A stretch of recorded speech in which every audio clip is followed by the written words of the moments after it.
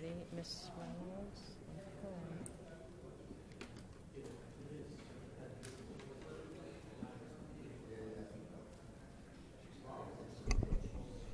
Why do you feel like everything's so far away? Good evening, everyone. I'd like to call this meeting to order. This is the Ridgewood Village Council. This evening is a public workshop. The date is December 7th, 2022, and the time is 7:33 p.m. Adequate notice of this meeting has been provided by posting on the bulletin board in Village Hall, by mail to the Ridgewood News, the Record, and by submission to all persons entitled to same as provided by law of a schedule, including the date and time of this meeting. Roll call. Deputy Mayor Perrin. Here. Councilwoman Reynolds. Here. Councilman Vagianos. Here. And Mayor Knudsen. Here. Please stand for the flag salute.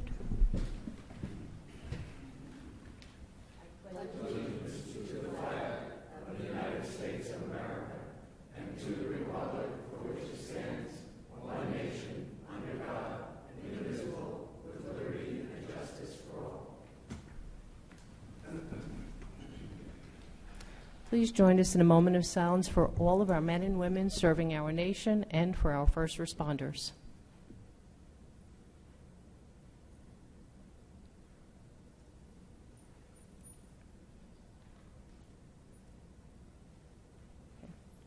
Thank you. Before we go to public comment, I just want to know, is there a Ms. Torres in the room, new business owner? Oh, I'm sorry. I'm just asking if there's a Ms. Torres in the room, a Wonderlash Studio. Oh, Ms. Torres, we did her. Yes, we met her. Well, we met her. I just realized who it was. Okay, she's not here. So we'll invite her to the next meeting, okay? We can actually reach out. One of us can reach out for her and remind her. Okay, very good. With that, we will go to public comments, not to exceed 3 minutes per person, for a total of 40 minutes. Please remember, name and address for the record. Public comment is open.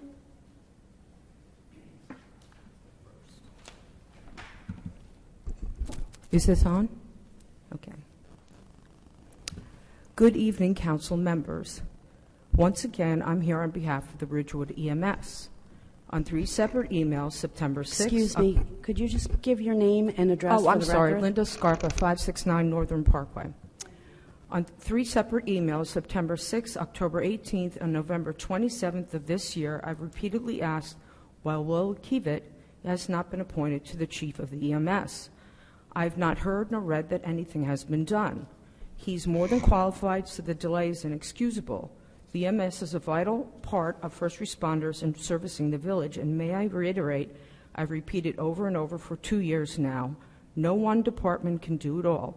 The police and the fire department depend on the EMS. You can just ask them.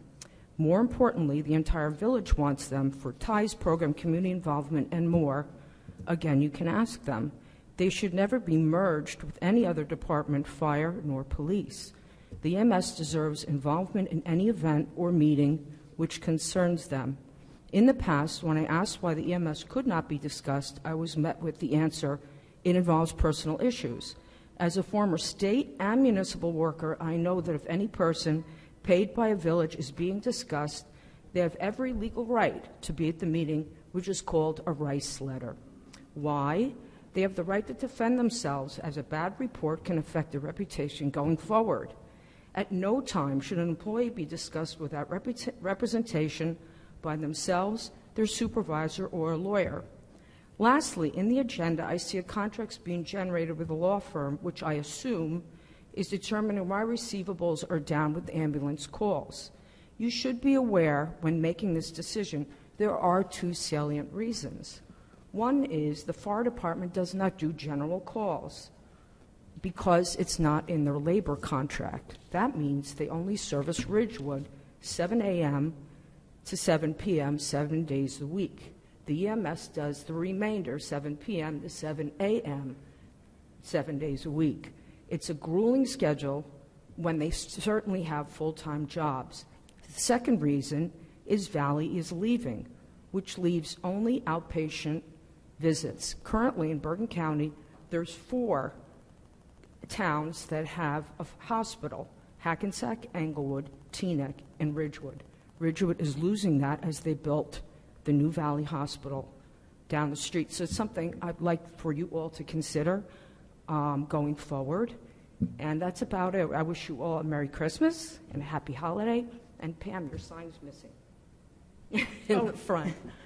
Just thought I'd tell you. Okay, thank you very much. Thank you. All right.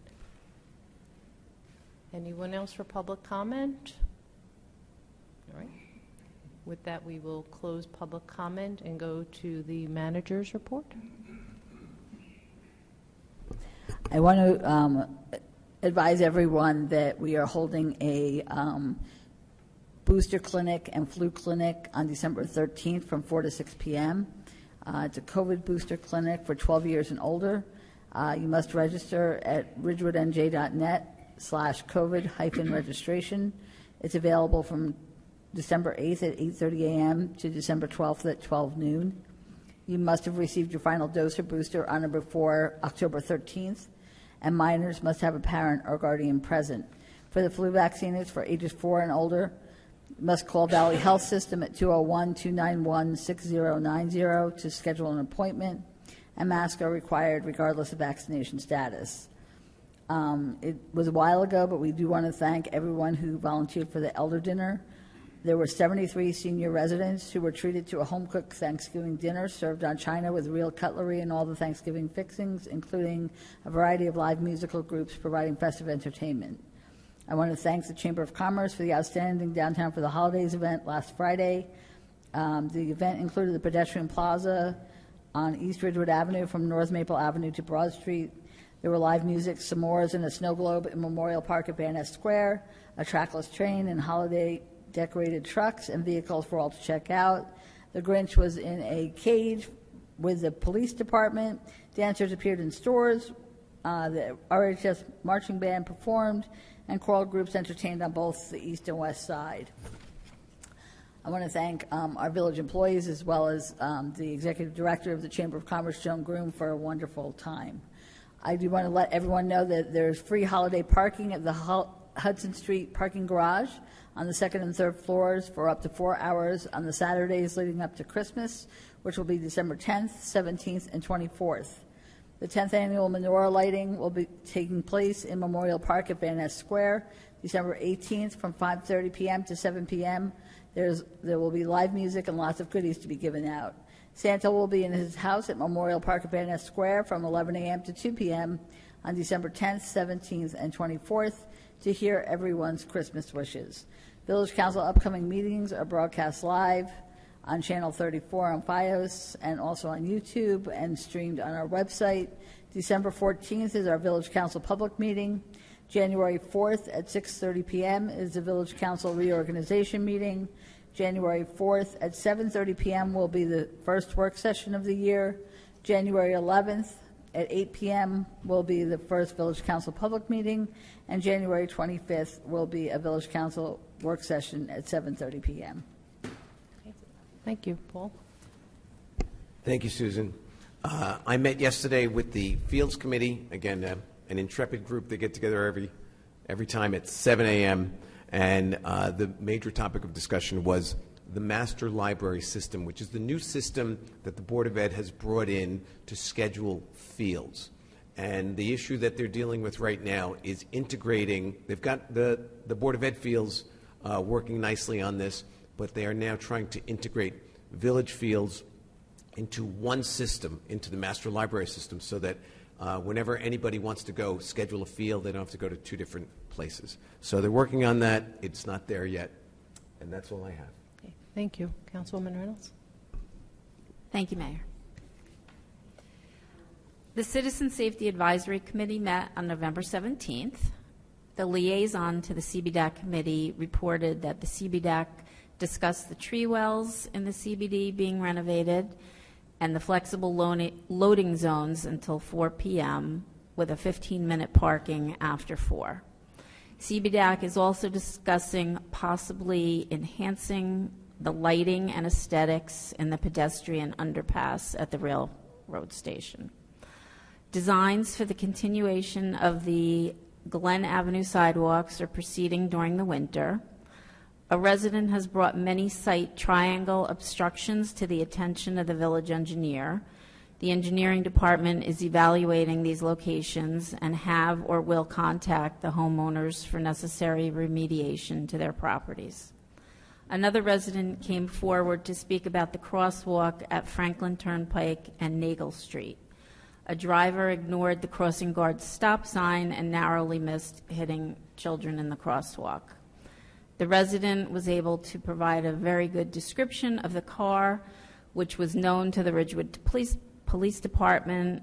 The police department was able to stop the car, and they discussed with the driver the situation because it seemed to be happening at the same time every day on this person's way to work.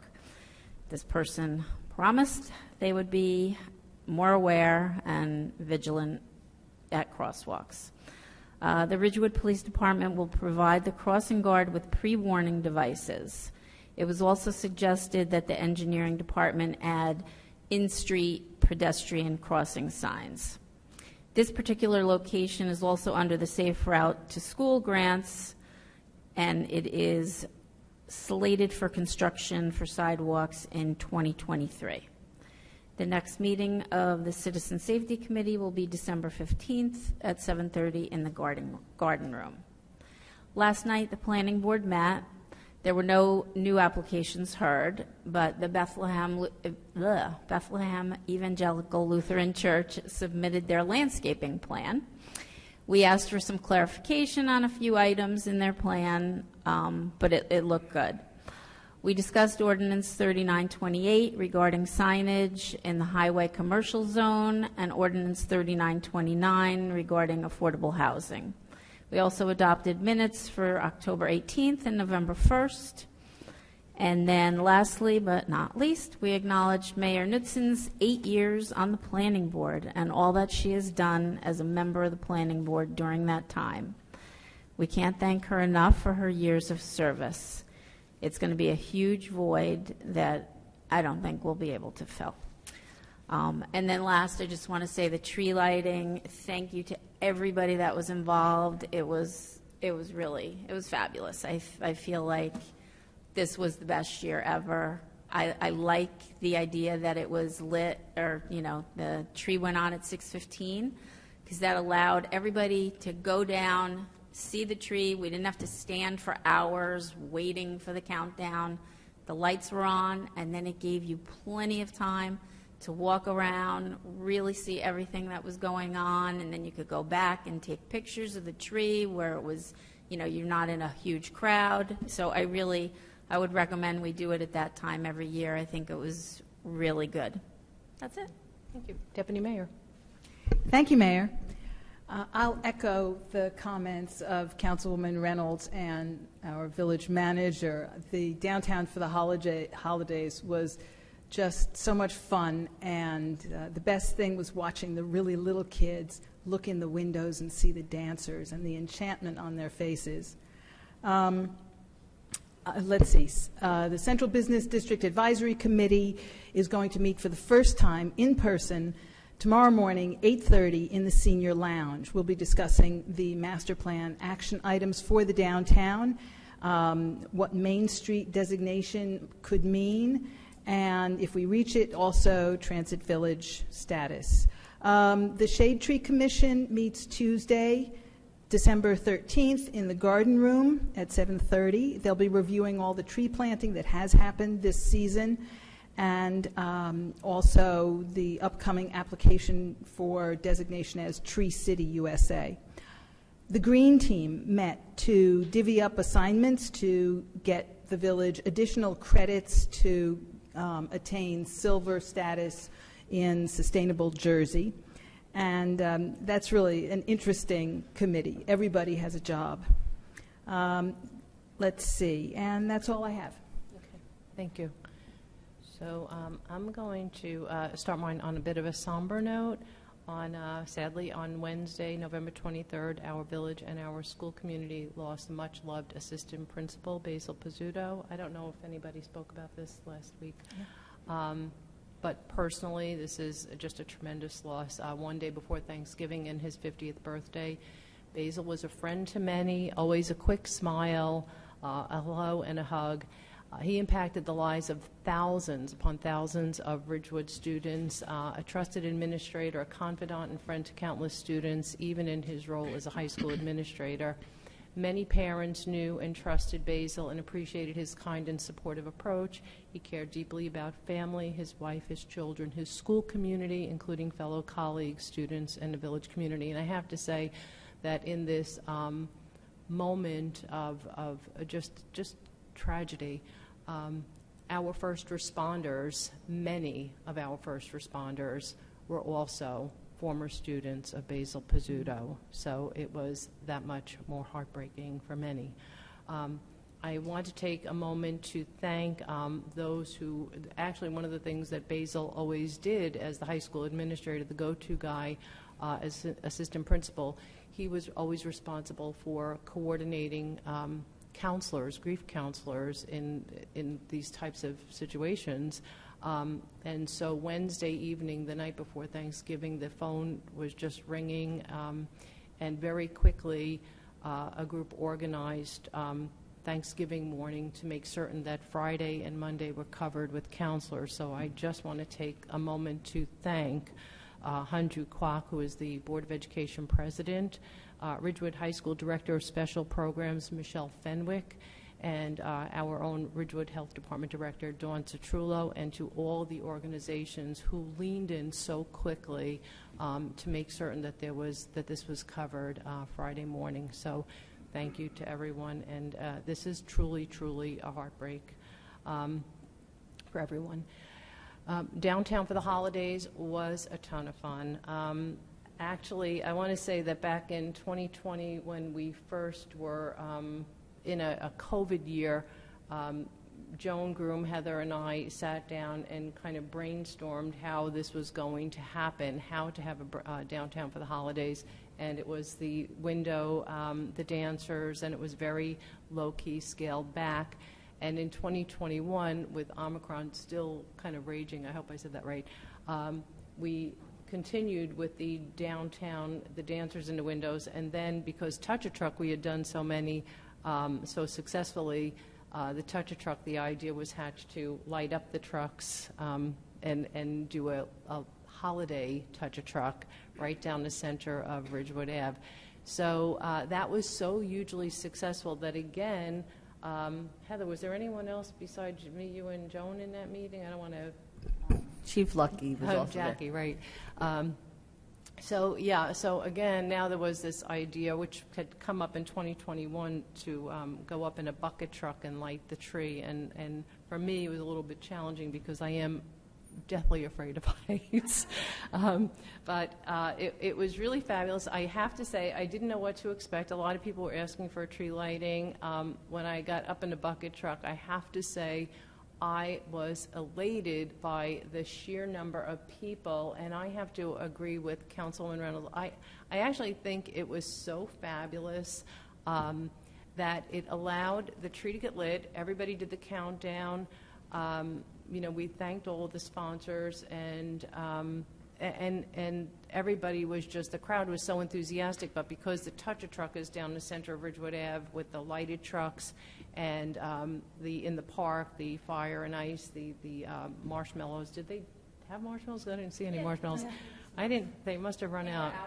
They were out early. They had to order more s'mores. Lorraine got there early. Yeah, evidently, and you know, the police department with the hot apple cider, which was really quite good.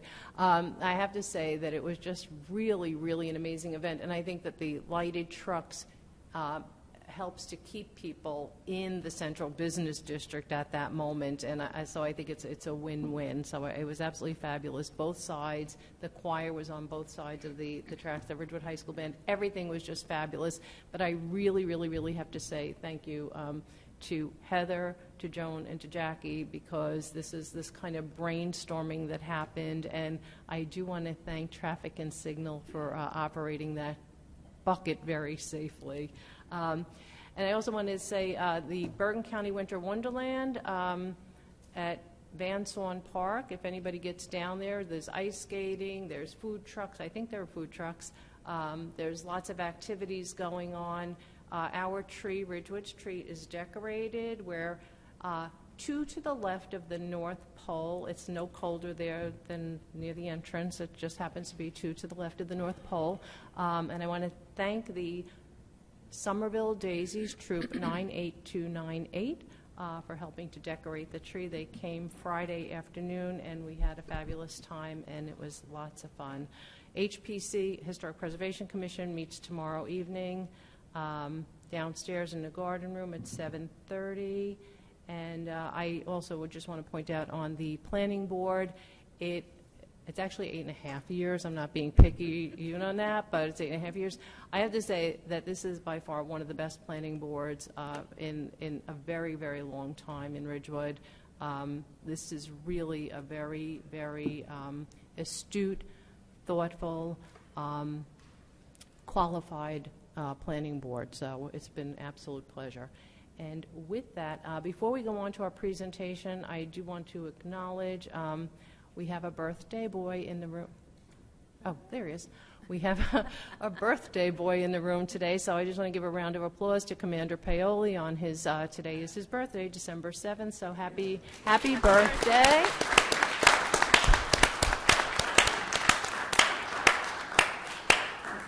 I only remember that because it's my sister-in-law's birthday, so, and actually it's Pearl Harbor Day, so anyway. All right, with that, we will continue with our presentations.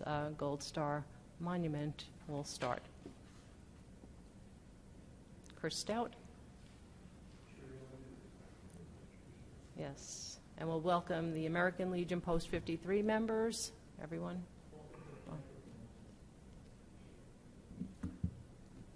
This thing? I'm Chris Stout, 251 Burnside Place in Ridgewood, here on behalf of Ridgewood's American Legion Post 53. After our last visit to the council, several of us went and met at the War Memorial to view the proposed location of the Gold Star Monument. The revised design, as shown in our presentation tonight, reflects proposed amendments to design you saw in October and would still be in black granite or stone. However, the monument, instead of standing straight up and down, would be in a revised design slightly angled from the viewer, that is to say, slanted. Gold star and plaque would be on the face of the monument, and the folded flag would be on the top. The monument's dimensions would remain approximately the same as previously, 48 inches tall, that's 4 feet, 18 inches deep, and 24 inches wide, unchanged. We wondered how the new rendering would appear to viewers and agreed that the flag should be placed on top of the monument. We agreed that the monument should be angled at the top where the folded flag would sit. The reasons for this are for weather conditions, such as standing water on a flat surface, as well as overall clearer viewer visualization, so people who visit the site will leave with an understanding of the anguish that families experience with any military loss. We feel this design meets our goal to honor a service member's ultimate sacrifice while acknowledging their family's loss, grief, and continued healing. We voted on the revised design and agreed unanimously that we would present it to the village tonight. I think you have a presentation, each of you. Okay, questions, anyone? Comments? Did you have a chance to run this by a licensed architect? I don't know that we have, but I don't know that we need to. I don't know why we would need an architect for this. Can you? Well, I think, as I mentioned last time, it's important for this monument to be integrated with the existing World War I monument, and I think it needs that kind of review. Also, has the Parks and Recreation Conservation Board had a chance to look at this? Who? The Parks and Recreation Conservation Board. The Parks and Recreation Board? Yes, No. that's a board of appointed residents appointed by the council. and they oversee how parks are used in Ridgewood. So my suggestion would be to run this by both the director of the Parks Department and the Parks and Recreation Conservation Board. Well, Nancy's been involved almost from the beginning. And also, we have insisted, for ourselves anyway, that this is a separate and unique monument unrelated to any other monument Chris, in could you the park. speak into the microphone? Chris, could you speak into the microphone just so Just everybody lift can the hear you better? microphone up a Yeah, little. thanks. Okay, and now just speak into I the... thought I couldn't hear you. Now you're... Oh, that's much better, Much better. actually. Is that better? No, as I was saying, we've always wanted this to be a unique and individual monument, separate unto itself, independent of anything else in the park, because there are other war memorials in the park. There's Major McGuire, among other things. And this is separate of its own, and that's the way we want it to be. And we have an architect on the committee, Art Rubel. We've talked to Rocco. Orlando. Yeah. And so we have been working with architects. But if memory recalls, didn't you say you were going to get us an architect? You were going to contact an architect for us? I was, and I did contact one. She couldn't work with us, but then I heard that Rocco Orlando was going to, and I was going to go on to find another architect, but I heard that you were working with Rocco Orlando. Yeah. Did he make these pictures, these depictions? No, he did not make these. Who made these? I believe did. Mayor Susan did. I did. I thought you knew that already because I thought Chris already Yeah. told you that. Well, I wasn't sure, Okay. but Just to be clear, what Chris told you already is still true. okay.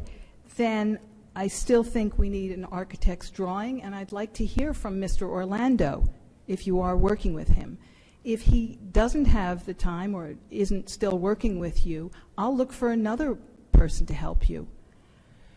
So I don't, yeah. I'm sorry, I just don't understand this whole train of thought. We have never asked or required anyone who is coming to the village to present a gift to us to, we have never required anyone to have an architect, to have the Parks and Rec approve it. I mean, there are other monuments all over town, and I would bet my bottom dollar that somebody came, presented the gift to the council said, "Thank you." And it was done. I truly am so upset that we are putting Legion 53 through all of this. They have listened to everything we've said, come back.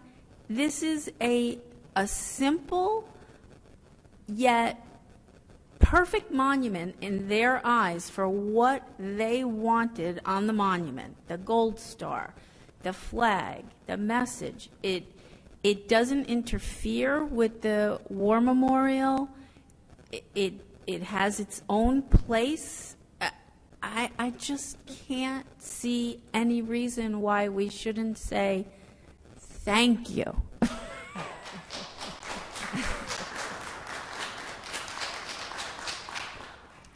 I would like our residents to be respectful and appreciative of the veterans' donation as well.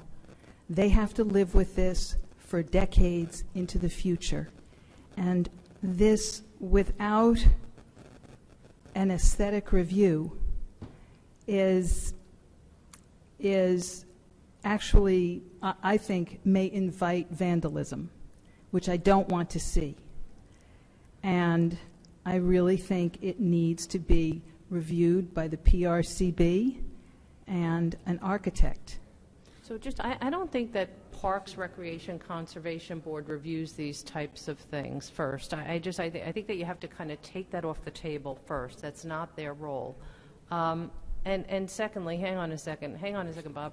I think that what's curious to me, Yeah, I know, I told him that. what's fascinating to me is that, and I believe it may have been September of 2021, that the American Legion Post 53 presented to the Village Council a concept plan with figures on the base of the existing monument. And I believe that Councilwoman Perrin was sitting here at that time. And at that time, she didn't ask for a PRC review, nor did she ask for an architectural input or an architectural review. So it's curious to me that, and when there was an architect involved, which was Rocco Orlando, that plan was not acceptable. So there wasn't an architect, and you didn't ask for one, and you didn't ask for PRC review. And then there was an architect involved, and you didn't like that, and it was too big and got in the way of football, and that's okay. And I think that the group has listened to the council, but I can't imagine that it seems to me that whichever way the wind blows is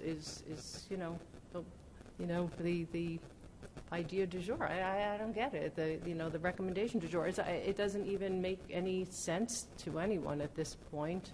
And I believe that I helped, as I had said back in August of 2021. I would like to help with this committee.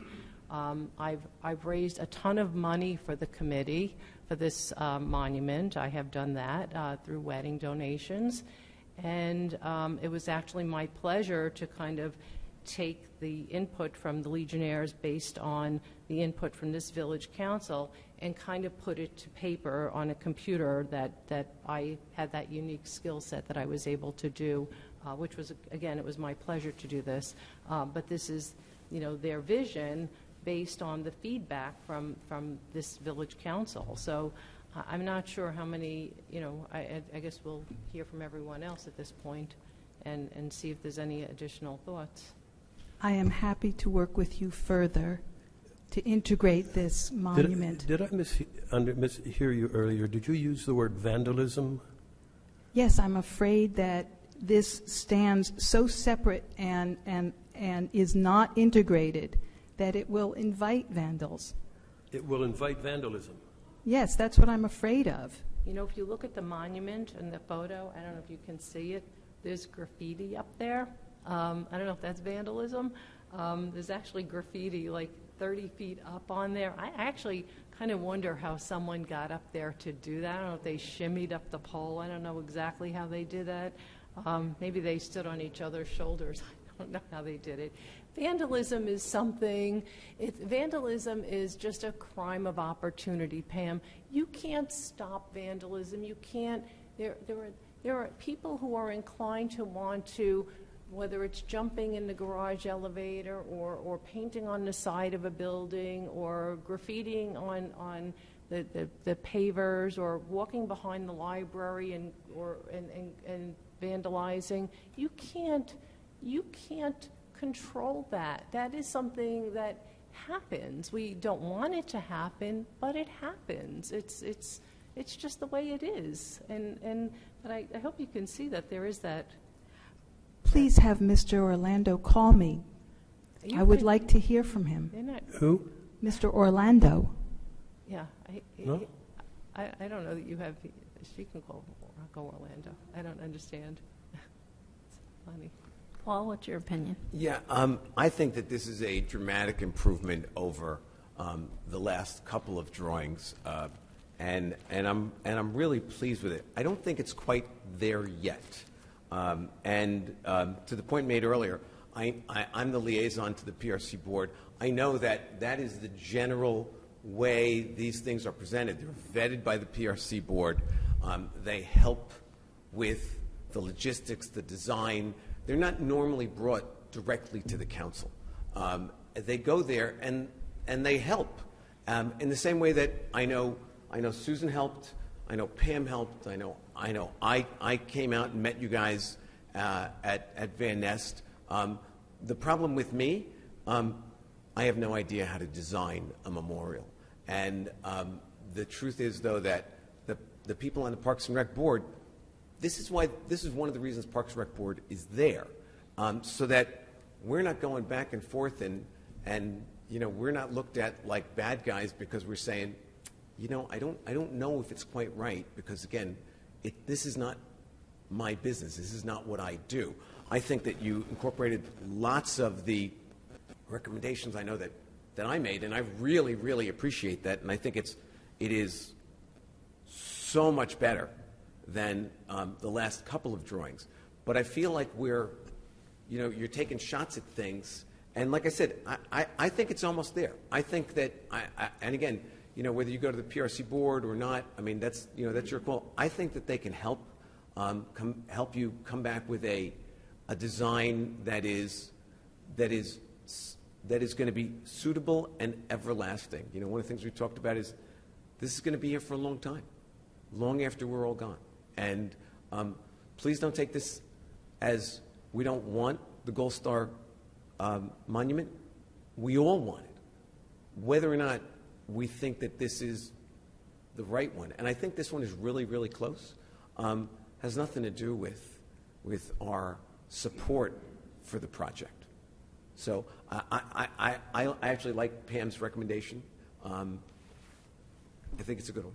So I just need to ask, on October 26th, and we could check the minutes of the meeting, did anyone up here say that this had to go to Parks, Recreation, Conservation Board before it came to the Village Council? I just need to know whether or not the American Legion Post 53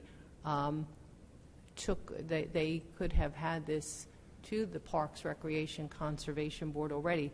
But I recall that there was that Nancy Begos, the director of Parks, was brought in, but at no time do I recall anyone saying that Parks, Recreation, Conservation Board is now another hurdle or barrier or thing, one more thing that this group of Legionnaires needs to do. So I just need to know what precisely, how many, maybe we need to put the laundry list of achievements, like little stars next to each one, because if we're going to keep changing things or adding things, it seems fundamentally unfair. Nancy Begos went, she met with everyone, I was not there, but my understanding from the feedback was that it was very positive. She actually thought it was a good placement. She had no problem with it. So I just don't understand why today we now added something that, and just as for the record, Heather, would this, I mean, then the next question that begs to be asked is, does Historic Preservation Commission, should they have a bite at the apple? Who else should have a bite at the apple? Should, who else do we call? I mean, you're the governing body. This is your decision. So decide. Right. And I just want to say, from my memory, I remember when we called Nancy Begos up, she was hesitant in speaking because I believe she specifically said, this is not what Parks and Rec typically Correct. does. They do not look at these types of things. So, Paul, when you said this is what Parks and Rec does, they've done this many times, can you tell me what project they have? Oh, I can't tell you specific projects, but I spoke to Nancy. Nancy says specifically, this is what they do. And in fact, when I met with you guys, I said, generally, this is where it goes. You remember that. I told you it goes to Parks and Rec because one of the proposals you made was to place it where the existing Christmas tree was. And I remember specifically saying, Parks and Rec would have caught that. They would have vetted this and said, that's not where it goes. So I remember the conversation. I'm sure many of you do who were there. So yeah, this is how it has been done for the vast majority of monuments. And listen, I truly don't believe that. I have never heard of anybody going to Parks and Rec for a monument. Believe it or not, that is how it's done because it's But, These are okay, the so village tell me, parks. what is the last one that they have Oh, approved?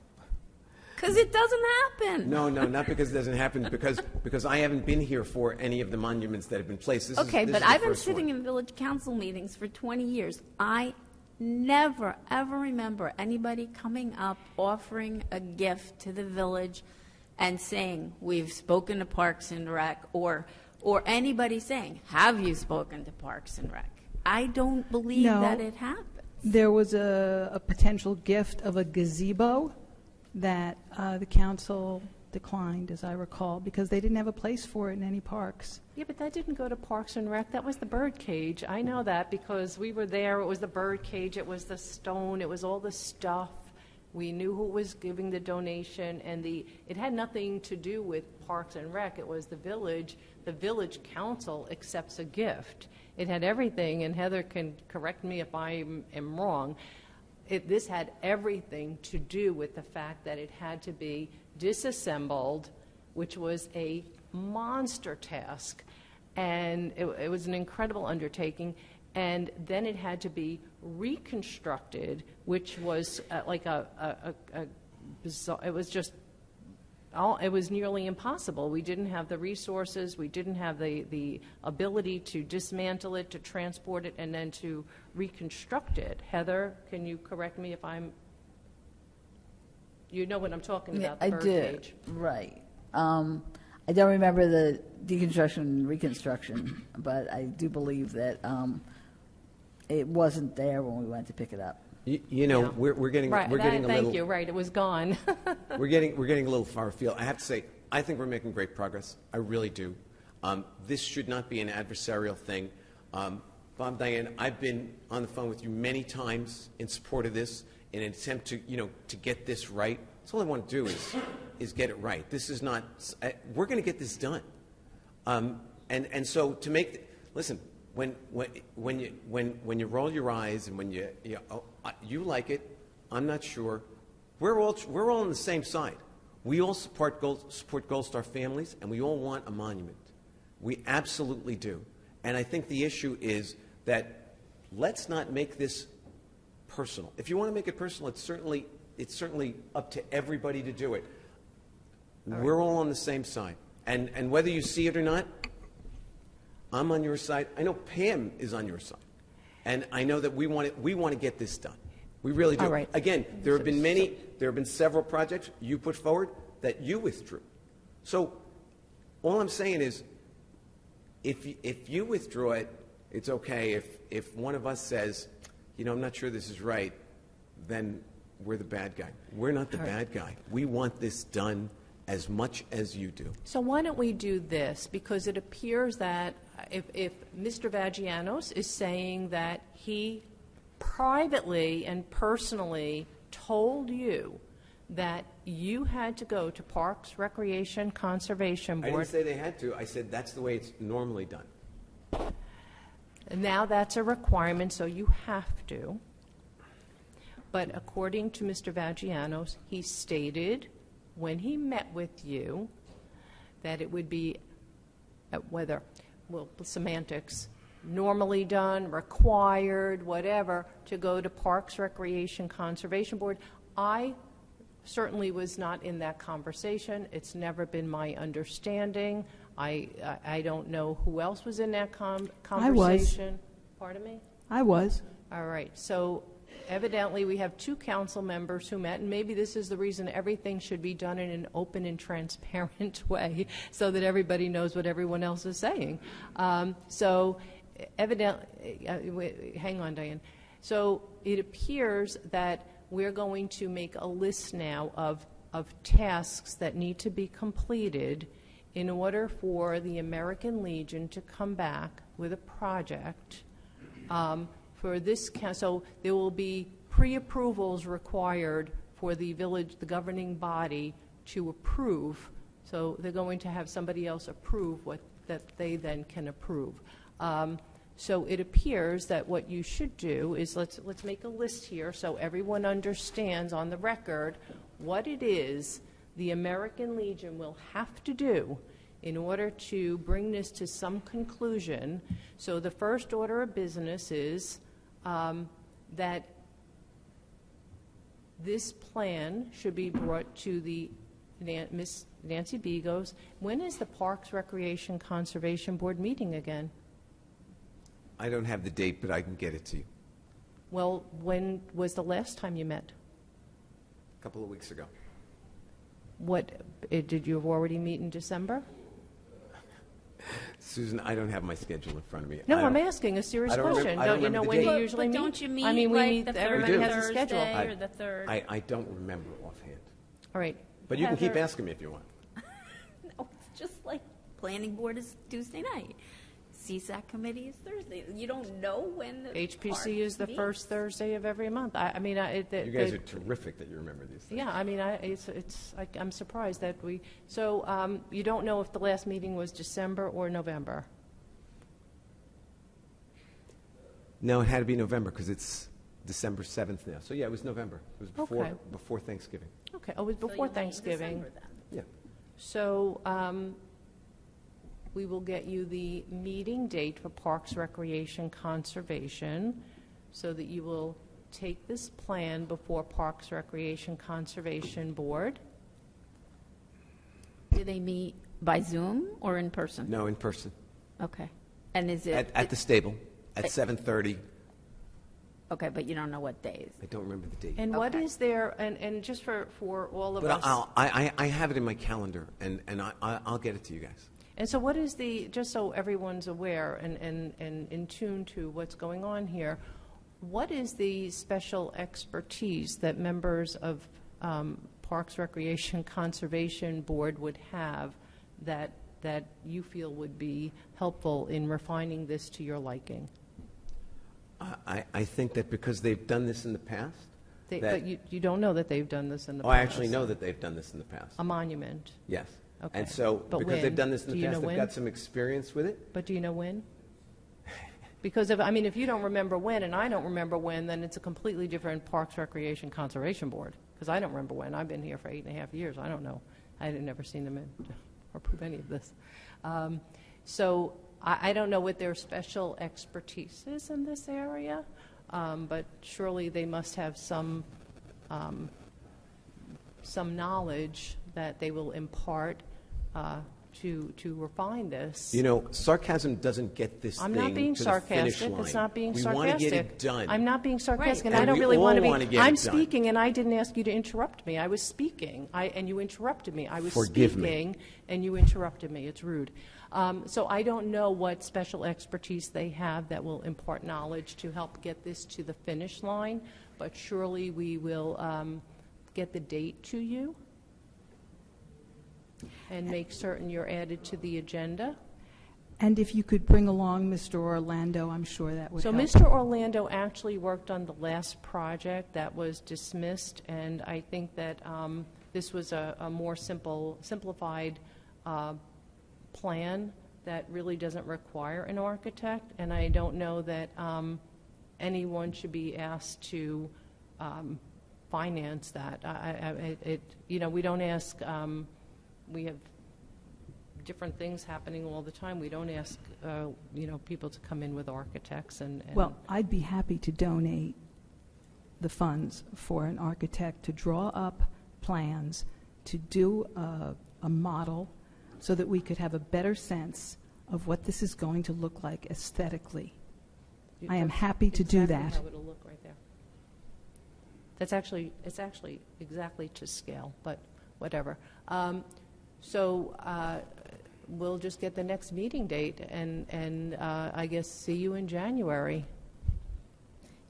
But I just want to make it clear, tell them everything now so that they do what you want them to do, so that when they come back, you can't say, well, now I'd like to, did you? Okay. I I don't know what forwarded you to the Post 53 the comments from Stacy Cleach, who said this should be better integrated into the existing monument.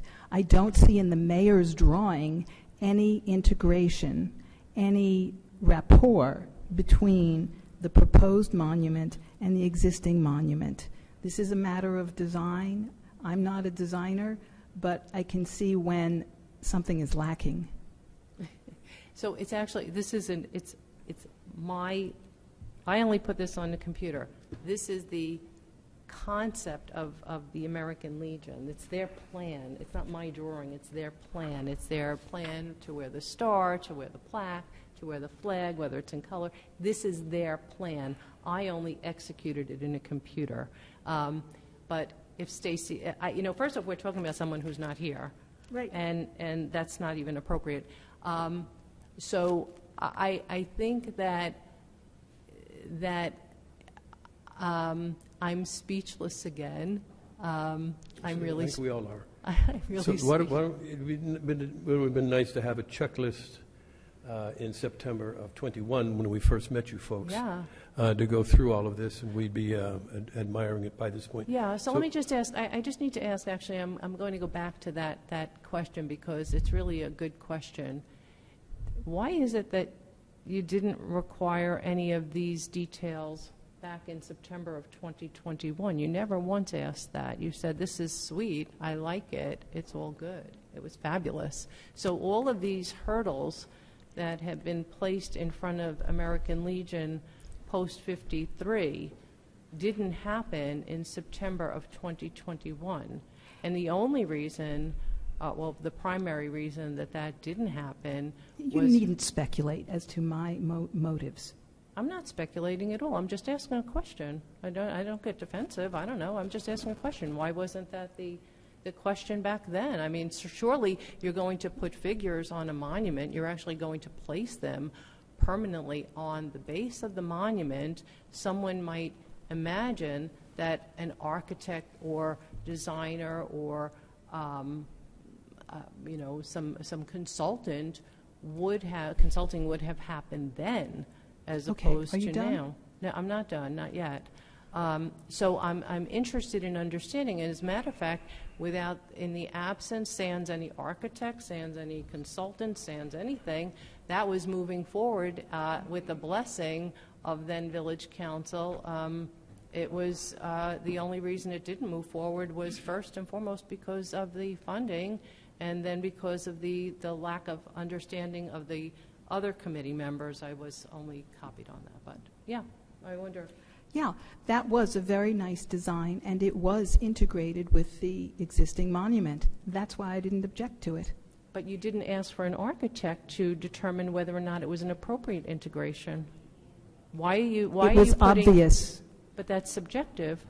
That this is your. So now we're here. So now we're at this point of, I like this shade of blue, but not that shade of blue. This is entirely too subjective, and that's what we're now revealing, is that this is what somebody likes and doesn't like, not what is appropriate or not appropriate in the real sense, but what somebody likes or doesn't like. So if this is a matter that somebody doesn't like something, then the hurdle is much bigger, because you'll never have the support of somebody who simply doesn't like it because they like something else better. That's entirely too subjective. But thank you I for think that clarification. this discussion can go on for a very long time. We're wasting if everyone time. wants it to. But again, I know that I personally support this project. I want to see it get done. It's going to be there for a very long time. And I've given you my best suggestions. And I've had an open dialogue with you about this, and I think that's what's happening is it's a little bit of a hit or miss, and again, I think it's really close. I think we're very, very close to finishing this up. So, you know, instead of going through postmortems, yeah, again, but the point is, I think it's time to move on, and let's get this done. So that's my recommendation. But if the council wants to discuss it further.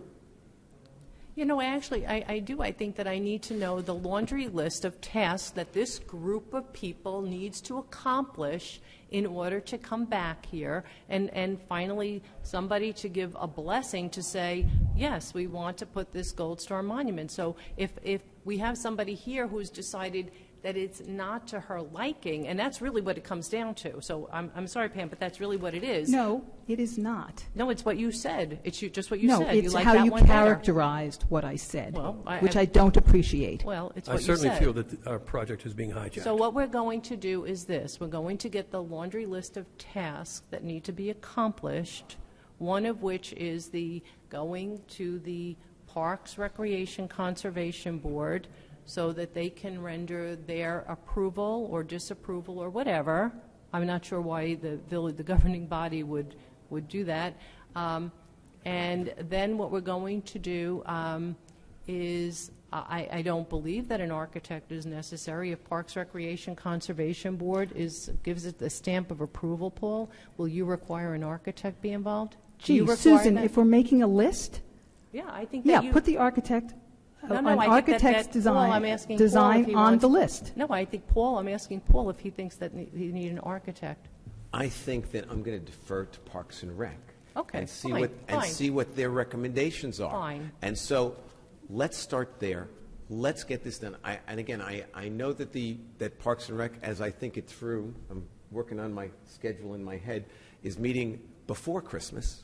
So it's not that far out. So let's get it to them. I'll be there. If Pam wants to be there, she can be there. As I've said, I think this is really close. I really do. I think that we can make it even better. And in the same way that you may think that this design is better than the last one that was rejected, but at the time you thought that one was a great design. And that's all I'm saying. So let's move on. Let's meet at Parks and Rec. Let's see what we can put together and finish this thing. Do you know what the date, didn't you talk about Parks and Rec? Didn't you talk about the Parks? No, I talked about Fields. Oh, okay. Yeah, I have it. Heather, would you know what day they meet? I have it, and I'll call you guys tomorrow. Okay. So can you call Bob tomorrow and give him the date? Absolutely. Okay. Does Diane want to say something? She kept. All right. Yeah. So Bob, I'll call you tomorrow with the date of the meeting. Okay. You what? I will call with the date of the Parks and Rec meeting, so that we can move this along. Paul is going to contact you tomorrow and give you the date of the Parks Recreation Conservation Board meeting so that the design can go to them for their approval or refinement or whatever. So Paul will be in contact with I guess, Bob? Yep, I'll Okay. be in contact with Bob. And I actually have an idea of a person who I believe might have the expertise to help and would be willing to help. So I'll see if I can get that person to the meeting. So, I mean, that's where we're at now. So we appreciate that you came in this evening. What is our assignment as of tonight? Your assignment for tomorrow is to wait for a call from Paul so he can tell you when Parks Recreation Conservation Board will meet and when you can bring. Actually, I don't see any reason why the plan itself couldn't be disseminated to the PRC members in advance of any meeting.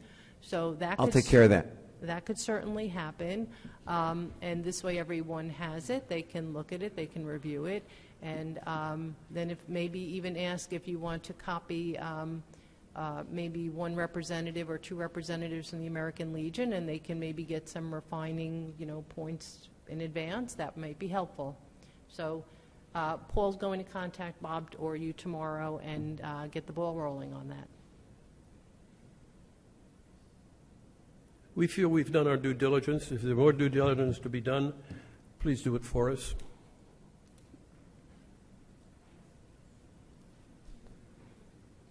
Okay. Thank you. All right, moving on to the Shedler Park plan. I'm going to have Mr. Rudisauser come up. We have worked with SHPO diligently to try to avoid going to the variance board.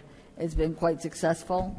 You all have a signed and sealed copy in front of you. However, realize that this is not approved by SHPO yet completely, once they need a signed and sealed plan before they can give their final approval. But Mr. Rhodesauer, if you just go through it and kind of explain what exactly is going to be on the plan, what is on the plans and what is going to be in that space, it would be helpful. What'd you say? Oh. Do you? Oh, Yeah, is that one? I can't read any of this. I have no idea what this says. So, did we have this on a PDF we can put on the big screens? Because then Paul and Lorraine can see it. I have it on PDF. It's in my file here. I can see it big. So, do you have that? Can I, oh wait, if I put this on a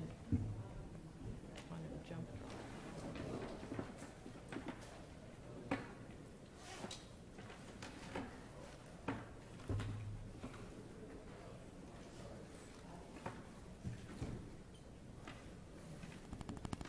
It'd be the only day in my life I don't have a jump drive in my bag. I mean, no, I usually have one.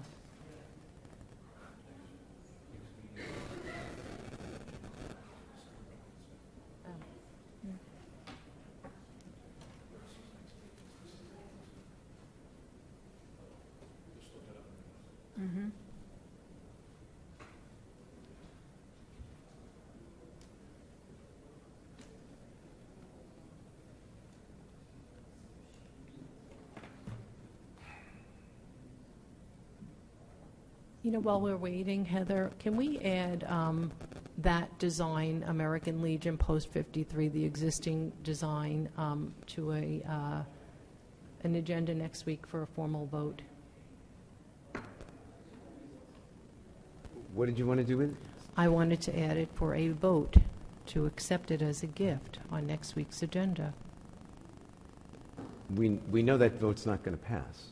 Well, I think everybody should be on record as voting for it.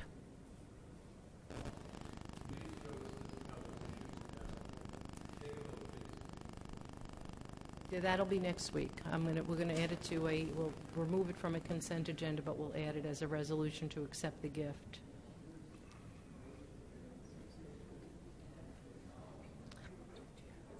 Do you have a jump drive? Oh, isn't that a jump drive sitting right there? Do you guys want to see it on a bigger screen? Yeah, I can't see it.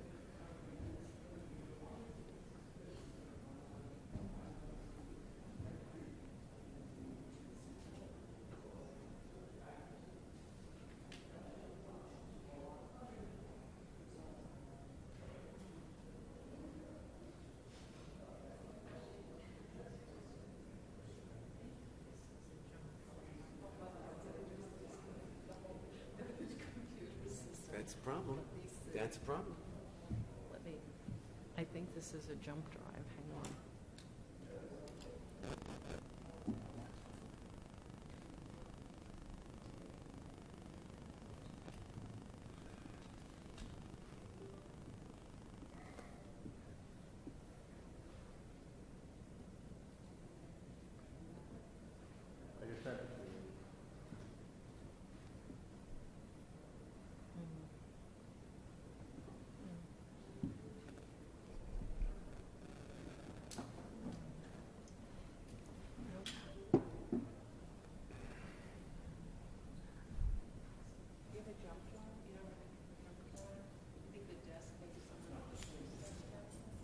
Did you disconnect something important? I hope not.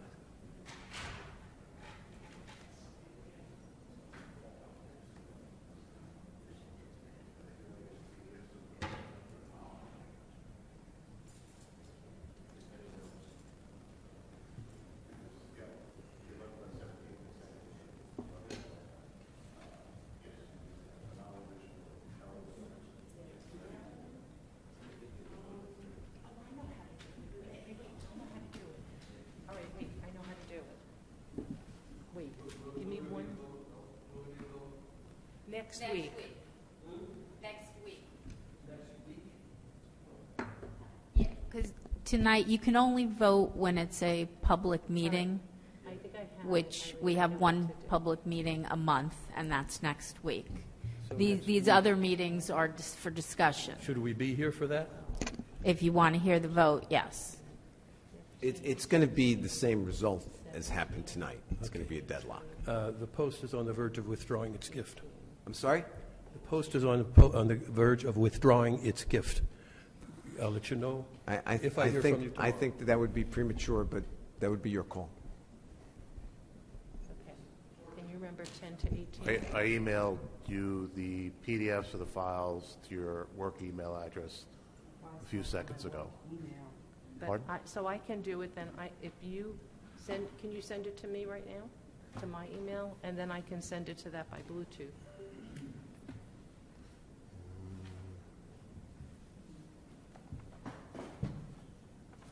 It's going to be better for you guys to see it.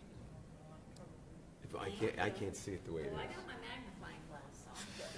But it only works for one person. I don't even think I have it. Okay, Mayor, I forwarded the email to your village email address.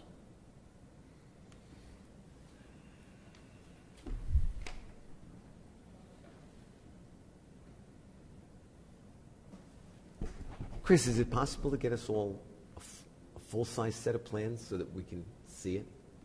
The size? Yeah. I mean, sure. It's, all it is a question of money. Well, We use the the only smaller problem is, size because they're more economical. Yeah. The full size start to get expensive when you print them off. Yeah, the There only problem is are I can't 9 see this. sheets in this set. I was hoping we could have them up on the video screens because that gives the ability for enlargement generally, for if there's any detail that isn't self-explanatory on the drawings. Right. And my explanations don't suffice either.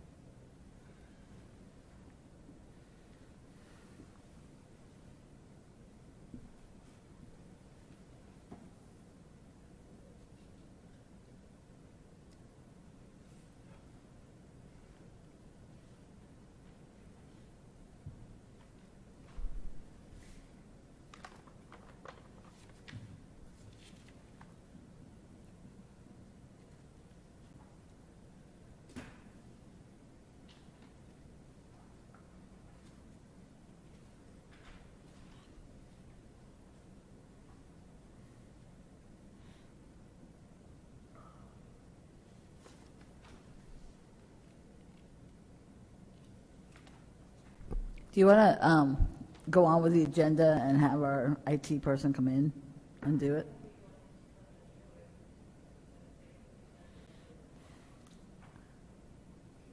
Yeah, I didn't know what you said. I'm sorry. What did you say?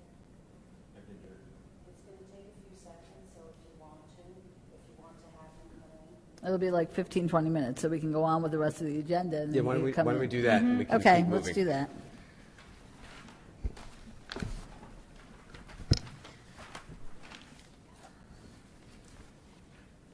Okay, he's on his way. I apologize, I didn't know that you wanted it on the screen. This is the first I'm hearing people can't read it, so. Anyway, why don't we go on to the next item? Sorry, Chris. We're going to skip over. He should be here in 15, 20 minutes. Okay. So the next item is under Ridgewood Water. Mr. Calby's here. So we'll start with the professional services contract for the pump house floodproofing at the Saddle River Road and Linwood Avenue facilities. So they're requesting architecture service related to the installation and repairs intended to floodproof those two water pump houses, one on Saddle River Road and one on Linwood Avenue. The work is to include the installation of floodproof doors, interior painting, masonry patching, and repointing and filling openings. The proposal is from RSC Architects of Hackensack, New Jersey, in an amount not to exceed $14,800. The money is in the Ridgewood Water capital budget. Anyone questions? Nope. Okay, the next item is the proposal for public communications consultant. Ridgewood Water is requesting the services of a communication consultant to support public outreach programs on PFAS, and it's to provide messaging platform materials and marketing materials. I'll have Mr. Calvi go into a little bit more detail so that you fully understand it. Thank you, Ms. Nylander. Good evening, Mayor Council. So this service is something we've been searching for some time. It's been a topic of discussion. The reason for the difficulty in finding a firm is that we couldn't find anyone that does public relations in the field of PFAS. It's very important for us to get the message out, not just about what we've already told the public about PFAS, but what we're doing to make it safer for them now, even before the treatment, all the treatment is in place. So we found a firm. They have water experience. They have experience with PFAS. The actual president, or one of the professionals working on the project, was a past president of the American Water Works Association, which is a national organization for water utilities. So the process that they're going to go through is 4 steps. They're going to engage stakeholders in each of the communities to determine what are the important questions, what are people looking for, what are they asking of every day from us, and then kind of taking that, absorbing that, and talking with officials about it, including our staff, yourselves, coming up with a game plan that will then be in the form of a goal, a key message, and then forms of communication out to the public on it. That would be the ultimate deliverable. The hope is to get this all done in about 2 months' time. That was one of my questions. What is the term of the contract? Yep. It's 1 year. It's not defined as 2 months, but when we spoke to the firm, we told them we wanted it done by the end of January, and they committed to that. Okay. And then I see on the front page it says not to exceed $27,925, but then further in it says total cost $43,735. So I didn't quite understand what the difference was there. So we didn't select the last 2 tasks. We didn't feel they were important or necessary, because there were things we already do.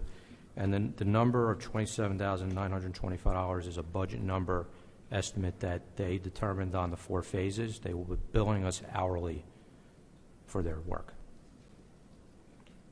They have very impressive credentials. They seem like the perfect outfit for what Yes. you need.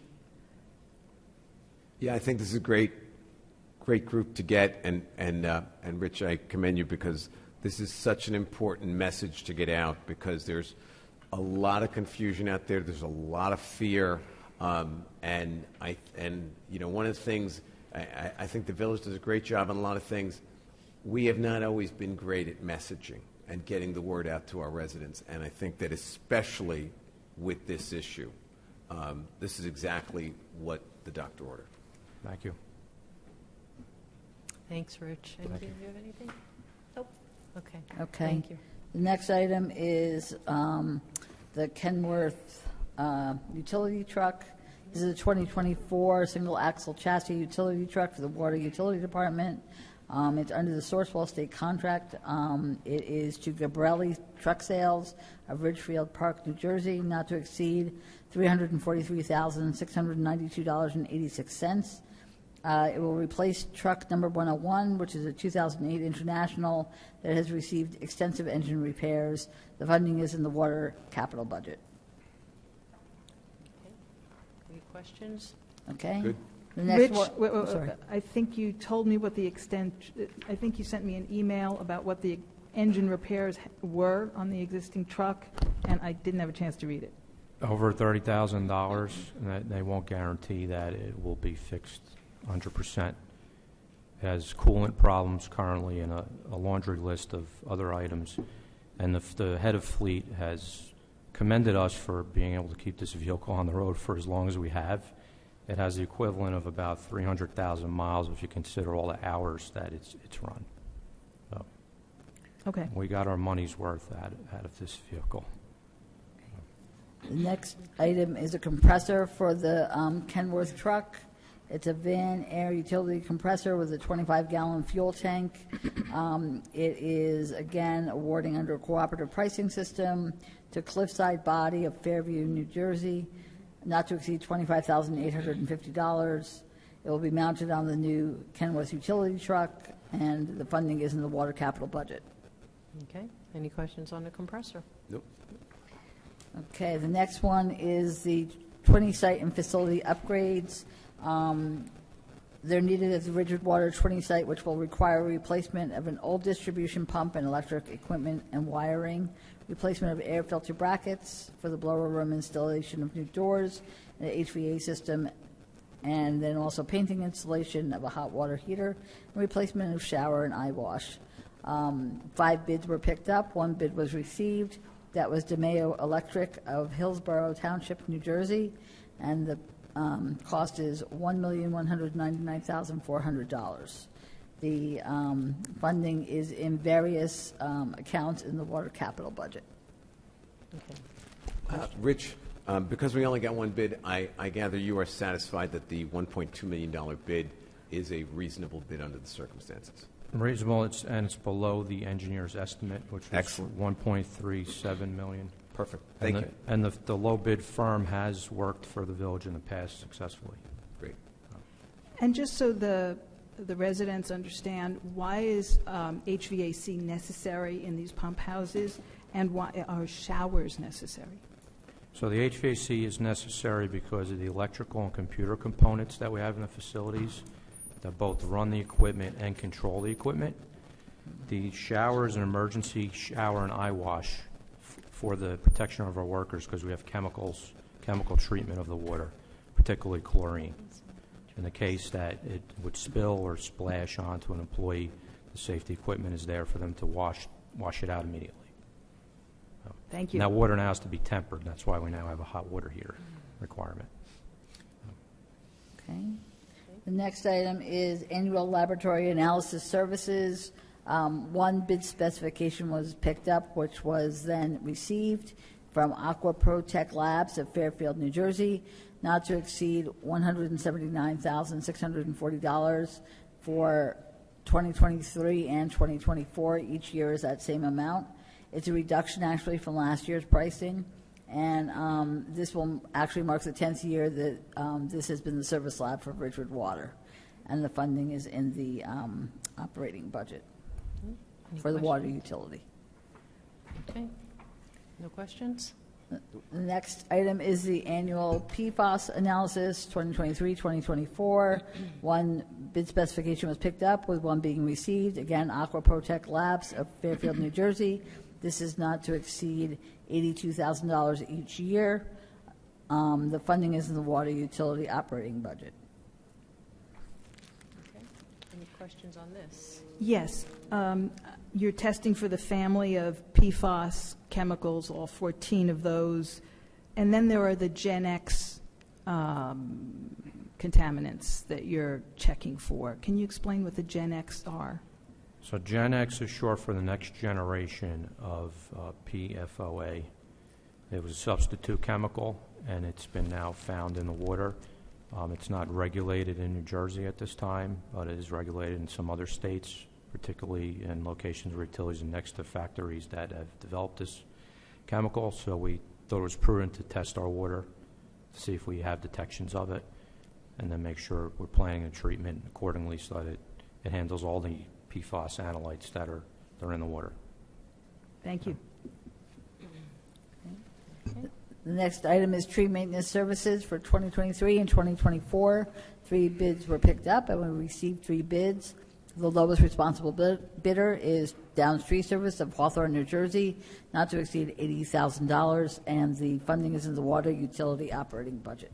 And I'm going to recuse myself from this discussion. Okay.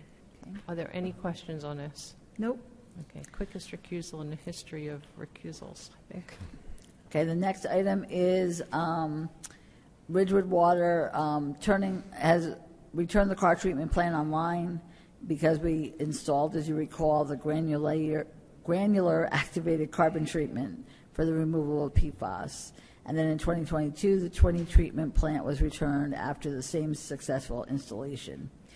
This media does have to be replaced, it looks like on an annual basis, and therefore the sole source contract would be to Calgon Carbon of Moon Township, Pennsylvania, not to exceed $123,600 for 2023, and the funding is from water utility operating budget.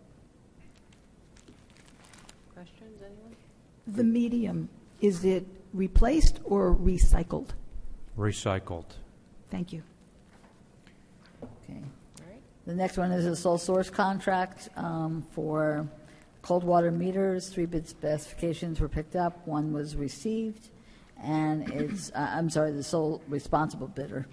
And the sole responsible bidder was Rio Supply, Inc. of Sticklerville, New Jersey, not to exceed $207,989.87, and it's paid for by the water utility operating budget. Okay. Any questions on this? Nope. Okay, the next one is, I'll have Mr. Calvi explain it. Basically, we have a right-of-way, but then also PSE&G also has a right-of-way, and we need to create an agreement with them. So I'll have you explain it. So we currently have our largest transmission main runs through the PSE&G right-of-way Could for you multiple. pull the mic Oh, sorry. closer? So currently, the largest transmission main through our system, a 20-inch main, runs through multiple municipalities, but mostly in the village of Ridgewood. We need to line that main. We're not replacing it, but lining it to extend its life. And in order to get in and do that work, we require a consent from Public Service to get in there with construction equipment. In addition to the lining, we're also installing a new main adjacent to it that will connect the water from our Irving well to the Prospect PFAS treatment plant in Glen Rock. As part of the PFAS master plan, there's a bunch of satellite wells that have to be conveyed to these big treatment plants that we're building, and Irving is one of them. So we're taking advantage of the lining project at the same time to put in the other line that we know we need for the Irving well. Okay. Any questions on that? No. Okay. I do. So the lot and block numbers you have are people's properties that are, on the right of way, or? These are all the block and lots of the PSE&G right away. Okay. No private properties, no residences. Right, but how Yeah. close are they to, are they far away from any residents? Yeah, or- I believe there's not very many. If you look at the area by the high school, you have the stream, a high school field, and then I think you do have another ditch and then some backyards Right. of homes. I don't know which street that I'm just wondering is. if we should notify, should we, I don't know, somehow, I There'll wouldn't be- want to wake up to a lot of construction noise, even if it is, not on my property, but I would have liked to have known that Yeah, they're before doing any this. construction project begins, there is notice to all the adjoining properties. Okay. So, this is just a consent to get us there. The actual bid for this work is being advertised right now, so construction would probably start in 2 months or so. Okay. Yeah. Thank you. Thank you. Okay, we have nothing under parking. If we could take C20, please, because we have Mr. Kleiman here. So I'll have him come up as well. He's our emergency management coordinator. What item is it? C20? 9C20. It was C20. an addition. Oh. Okay, so basically, we had a reverse 911 emergency notification, non-emergency notification process. It was taken over by Rave. It used to be Swift Reach. It was taken over by Rave. Rave apparently is not what we expected it to be, and we are now looking at going to Everbridge. So I'll have both Mr. Kleiman and Mr. Calby explain it, because Mr. Calby uses it for Ridgewood Water. If we have water main breaks, we're able to isolate that area and then be able to notify just those people in that area, so it's not going out to all of his customers throughout the water system. And of course, Mr. Kleiman would use it in emergency situations or bad weather or things like that. So I'll have them both explain it further. If you could speak into the mic, that would be great, and let's get it on. Thank you. You want me to turn it on? Okay. Okay. So this relates to the mass notification vendor that we've been using in the village, and this is a service that the village shares with the water utility. So water utility, uses it throughout their system for all sorts of notifications. The usual boil water alerts, water restrictions, whatever it may be. And the village uses it for emergency notifications, right? Reverse 911 calls, emergency messaging through emails, text messages, and so on. So around the time that we renewed the contract, I don't know if it was a year or 2 years ago, with our vendor that we've had for the last several years, SwiftReach, they were acquired by another company called Rave Mobile Safety. They migrated us over to the Rave platform, which is supposed to be a much better platform according to them, and it has not been satisfactory to either of us and hasn't met our needs. The biggest problem with it, there are several, but the biggest problem with it is that it's extremely difficult to manage the database of customers or residents that give us their information, their home phone number, their cell phone number, their email address. Nearly impossible to edit that in real time. We really don't have control over the data. And there's some additional functionality problems with it. So that current contract expires at the end of January. We've interviewed the other sort of leading competitor that's a vendor to many, many municipalities. You may be familiar with Nixle, which has a paid product and a free product. Some of the surrounding communities use it. We've tested it in the past through their free version. That company was recently acquired by another company. And it's called Everbridge, and it's the mass notification system that Valley Hospital uses and a whole bunch of other municipalities and counties. We jointly with Water and our IT director had a demo. It's a much better product, much more user-friendly, easier for residents or water customers to sign up to register. It's much more flexible in our ability to use it, including on the fly through an app. We can send out emergency messaging literally from an iPhone. And most importantly, Mr. Calby's team that manages the water database believes that it's much easier to use and to update and maintain. So, so that's where we are from my perspective. Okay. I don't think I have anything else to add. Yeah, I just have a couple questions. So, this is not just for the water department. This is for the village. So, so we can use this for non-water department matters, right? Correct. Emergencies. That's correct. Good. That's correct. So it has multiple uses. And is it? I'm just curious. Is it a text message or a phone message? System? So the platform supports multiple means of communication. So what you would do is, if you're an authorized user, you enter the message, right, and then you choose the database or the list you want it to go to. For example, for emergency purposes, or even if it's a water main break or something for water, you can draw a polygon. You can geolocate the location. You can set a radius that it'll call every resident within a half mile of point X, whatever it may be, and then you choose telephone, right? You're familiar with those reverse 911 messages. Right. Text message. You can elect text message, email, and social media. Or you could choose all four. You hit a button and the message goes out, through all those medium. Got it. Thank you very much. Okay.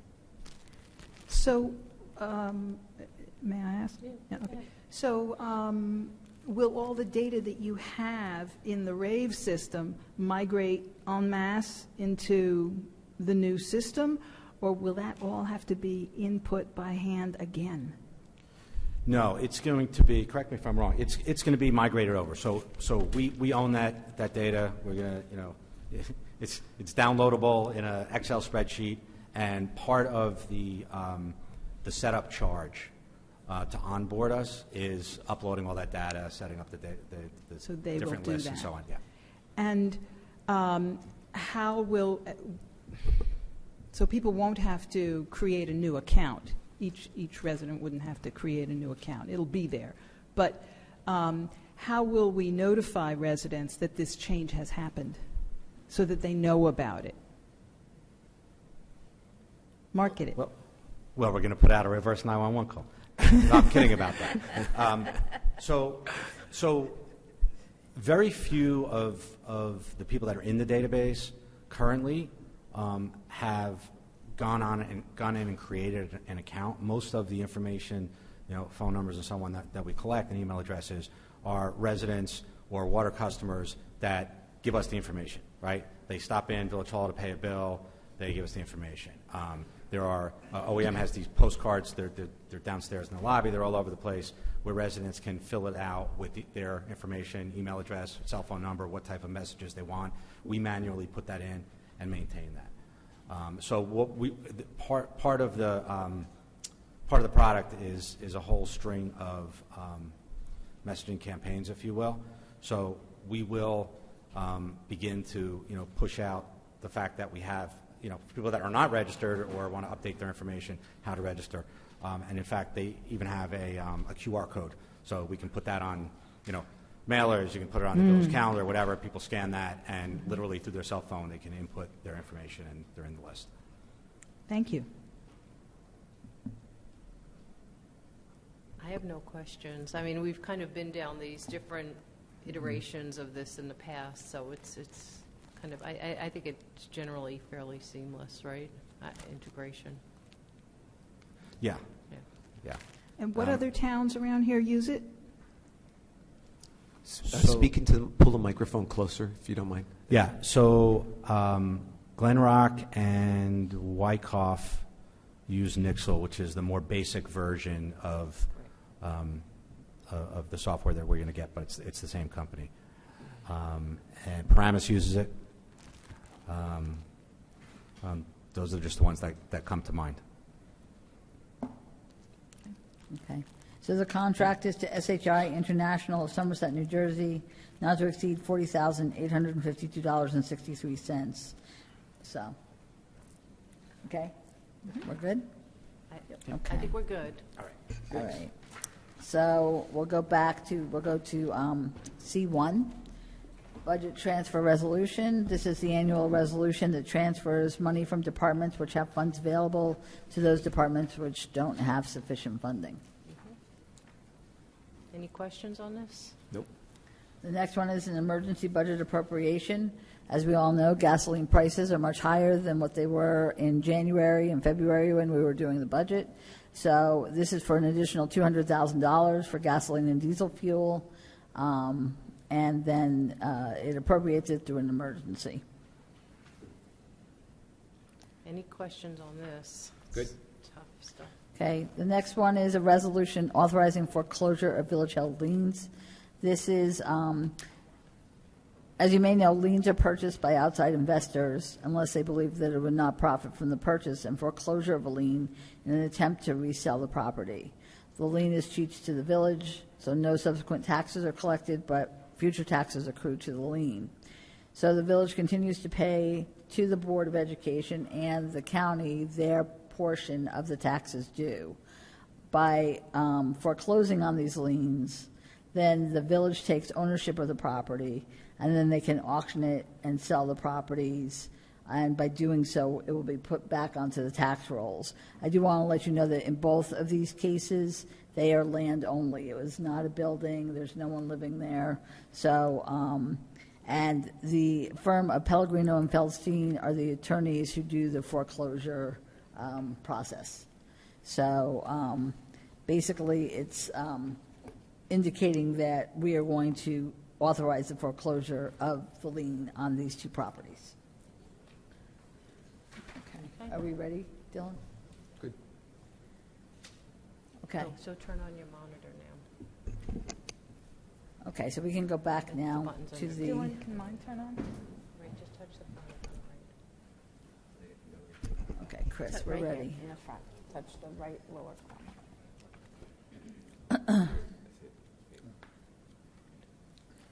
So hopefully, everyone will be able to see it now. Okay. Are you okay? Okay, okay, okay. All right. Good evening, Mayor and members of the council. Up on the screens now is a PDF copy of the signed and sealed site plan drawings for the park development at the Shedler property. We've developed these plans with considerable input from SHPO. We've had a number of submittals with them over the year, this year. They have given us valuable feedback.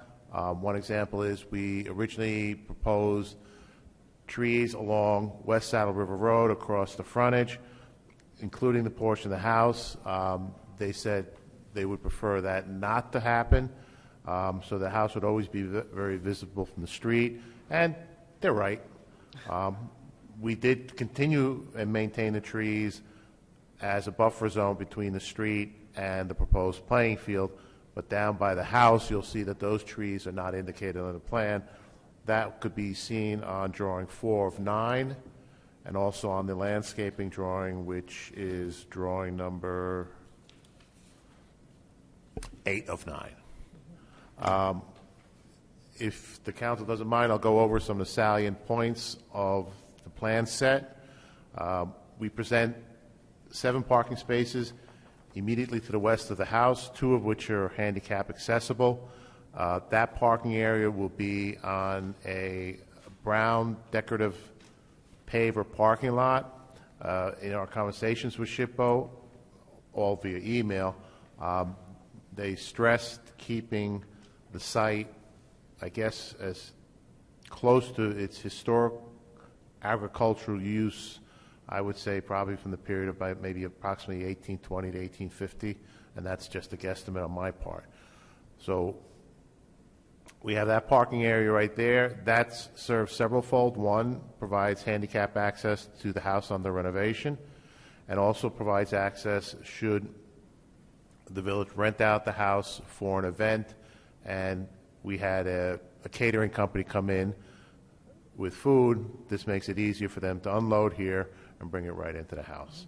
To the south of the house, we have a patio, again, to enhance the use of the house itself, because the house, square footage-wise, is relatively small, consistent with a house of its age.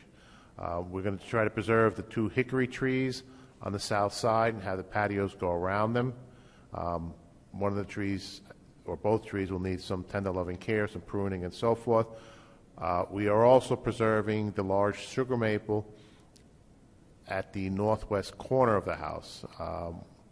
The village had paid to feed and trim that tree a couple of years ago, and it is still hanging in there. Parking on site, in addition to the lot I just mentioned, we propose 24 spaces up northwest of the house. 2 of those spaces will be handicap accessible. Just further north of where that parking lot is, we propose a future concession stand bathroom, or bathroom basically. Again, that's predicated on funding from the council to construct. Just a little bit north of there is where we would locate a handicap accessible playground. Again, that's going to be predicated on capital funding from the village council.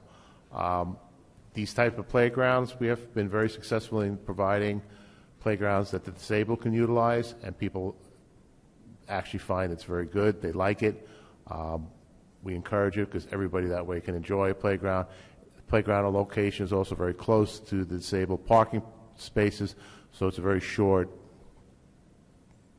walk or wheelchair walk to the playground to use it. Total on the site, we have 4 spaces for the disabled. We also propose 18 parking spaces along West Saddle River Road.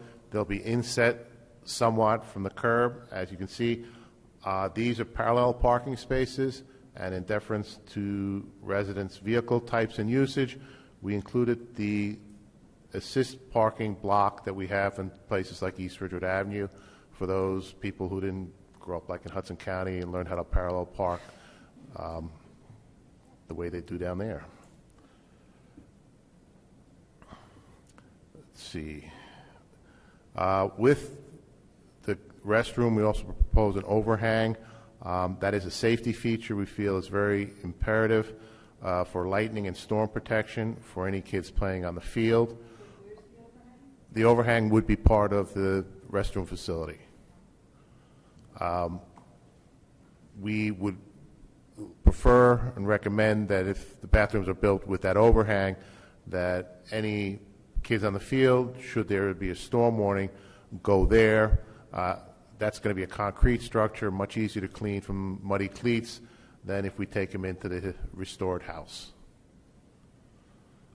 Throughout the site, you'll see a couple multicolored areas. Those are rain gardens. That is the manner in which we propose to do stormwater management on the site. If you look carefully through the drawings, there won't be any catch basins or any piping. We're using surface water runoff, surface slopes to direct any runoff water to the rain garden locations. The rain gardens will be planted with native plants. The underlying soils in this area are generally sandy, relatively conducive to having a rain garden constructed. Excuse me? I'm sorry, I can't hear you. All the gardens are rain gardens? All the gardens that are multicolored, I guess, we label majority of them through the drawings as like a rain garden at the very north end of the property. Yep. There are rain gardens around the house, around the curves, and in the parking areas, anywhere where we can direct runoff water to a rain garden. These are not the first rain gardens we've constructed in the village. We've built several. We built one in the center of the parking area on Habernickel. When that is in full bloom, it's quite beautiful. We built another one over here at the North Graden Pool lot. We've built one down at the water pollution facility for an improvement down there. We propose a screening buffer, as I mentioned, between the house, or between the property and West Saddle River Road. Those trees will likely be underwire trees because there's a considerable amount of overhead wires there. So we'll look at the PSE&G recommendations for underwire trees to avoid problems 10, 20, 30 years down the road. We also propose a buffer between the Shedler home and its historic nature and the proposed playing field. In discussion with our police department, they'd like to keep it at the 4 to 5 foot height. That will enable an officer pulling into the site to see through the screening, hopefully to see if there is an incident they're responding to on the playing field, at the playground, or elsewhere in the park, and better direct themselves to that location. The screening between the field and the house, we have 2 gaps shown, so people can walk from the parking lot. If they're going to use, say, the handicap parking spot, they have a short walk through the hedge, through the screening, and they're right in the goal area of the playing field. Currently, we're researching types of permeable paving blocks for the parking areas.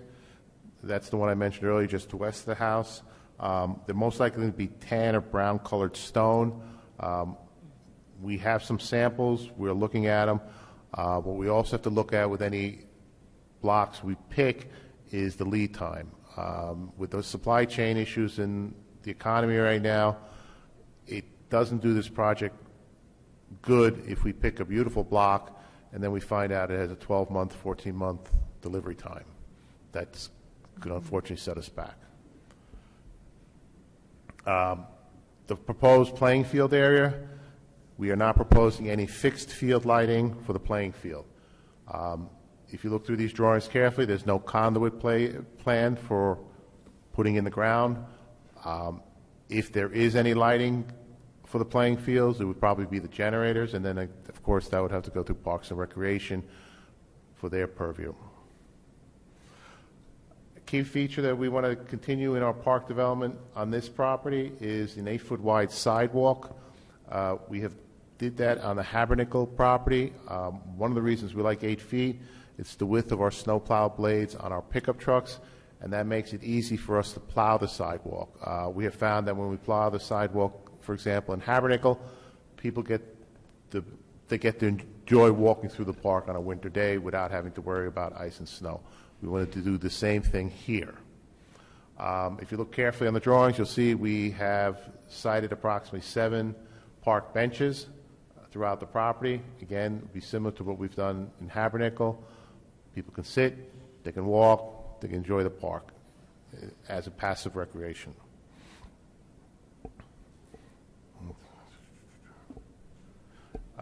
Curbing for the site. This is something that was a long discussion with SHPO. They did not particularly care for curbing. They don't want Belgian block curbing. They made that very clear to us. We instead proposed a curbing, instead of a normal 6-inch reveal curbing, we're going to go with like a 3-inch reveal, so that's like a half-height curb. We're also proposing to tint the curb and the concrete sidewalk a brown color. The color we select, and we'll get final confirmation from with SHPO, is highlighted on drawing 4 of 9. I believe it is color C27, Westwood something or another. We have done this before in the village. When we did the handicap accessible ramp into Graydon Pool, part of that project's SHPO approval, we had to tint the concrete of the access ramp and the sidewalks there. SHPO came on site.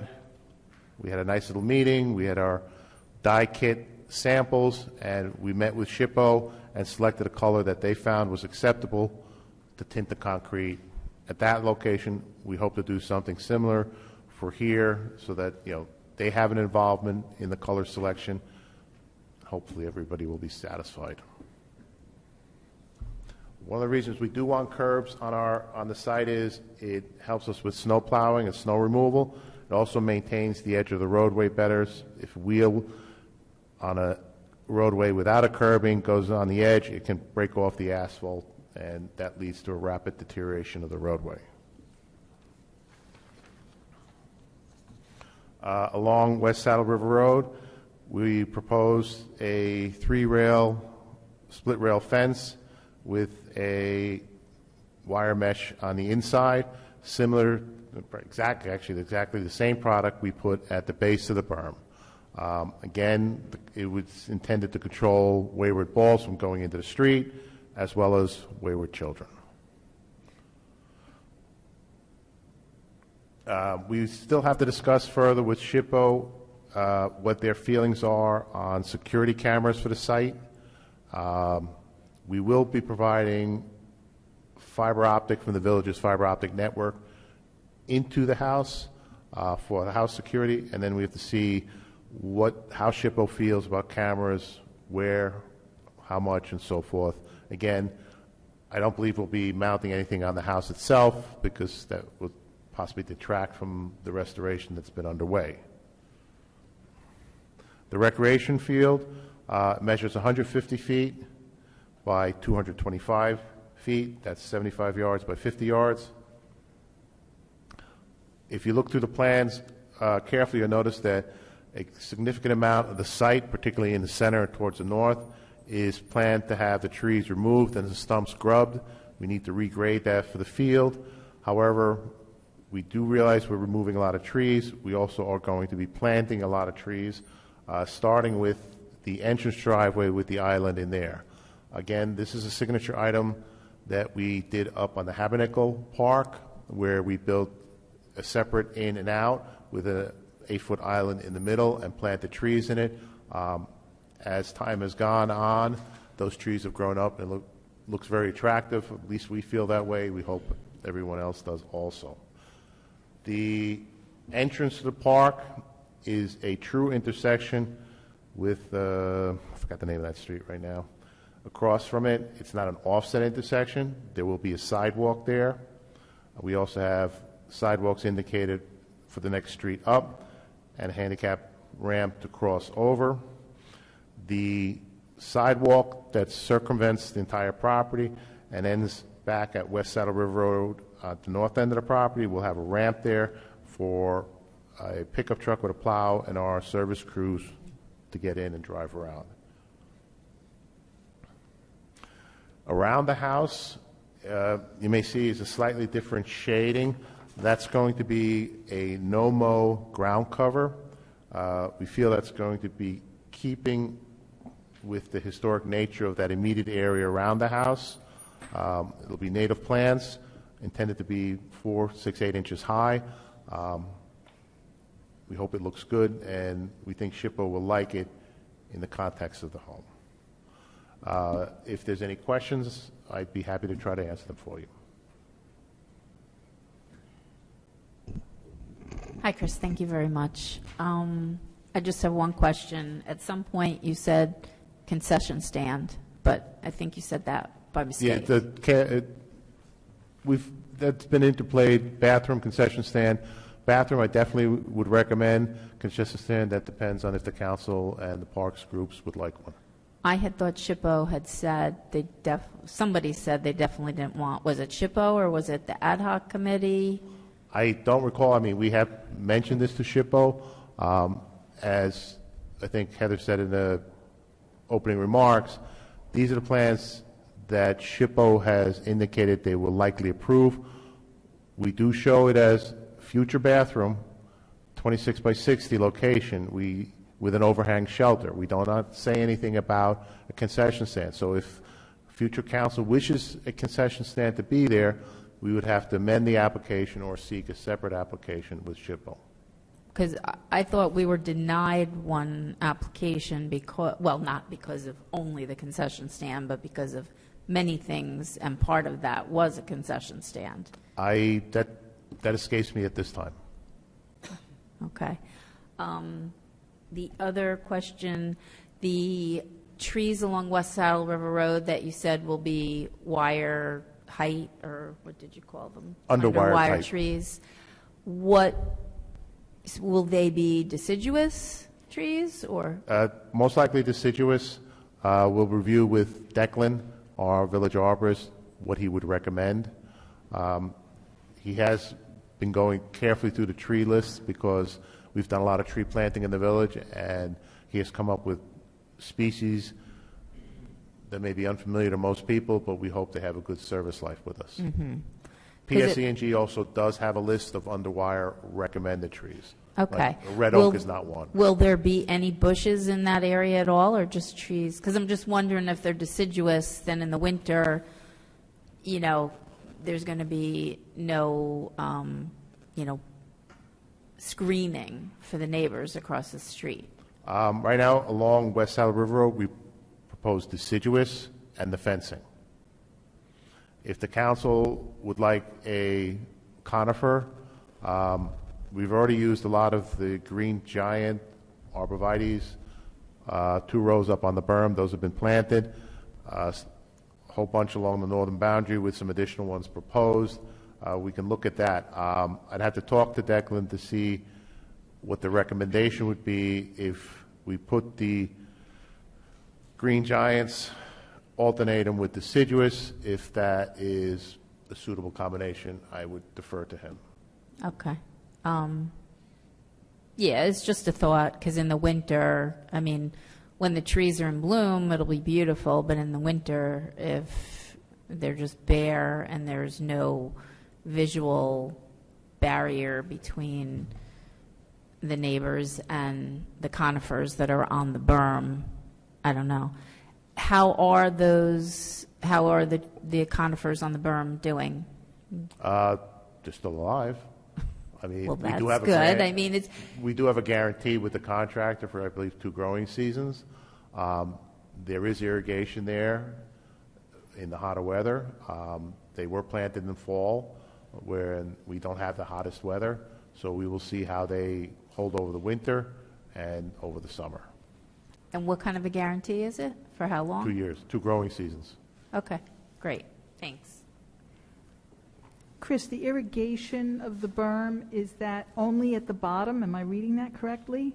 It's also on the top. It is? Oh, okay. Yes, because it wouldn't be good to only water the trees in the bottom, let the top ones starve or die of thirst. Yeah, that's what and I just couldn't see the line if there was irrigation at the top. The irrigation for the trees on the berm is not shown on these drawings. Okay. In the big parking lot, there's mention of lighting, but I couldn't figure out how many lights were there.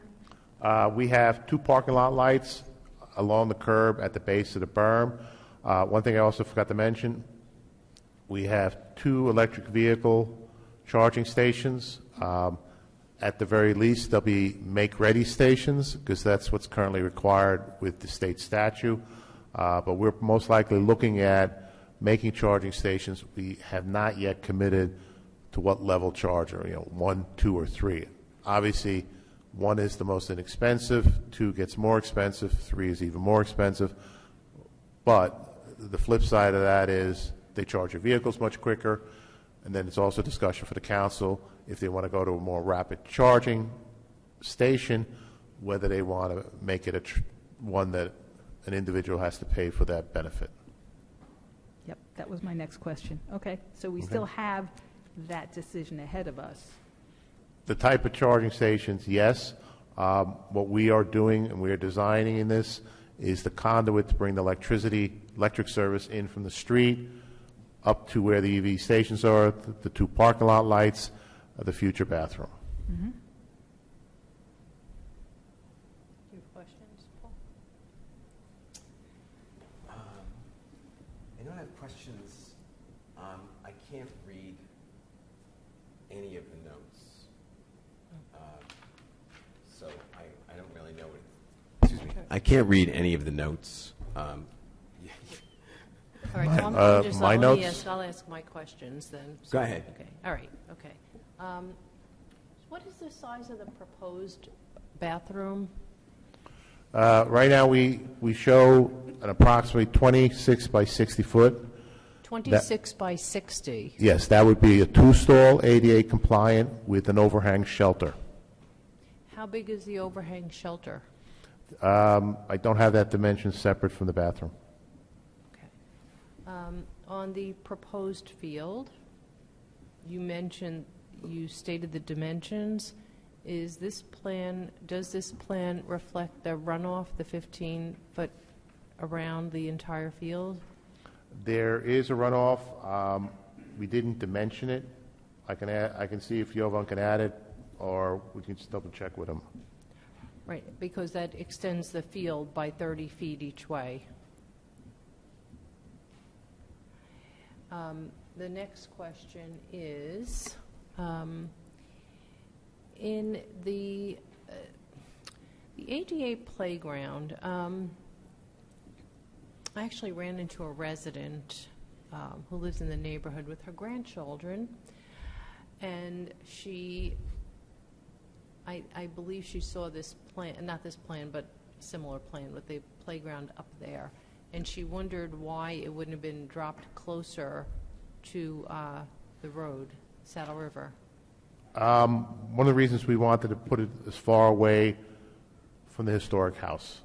In our conversations with Schutbo, they want the house to be a separate focal point.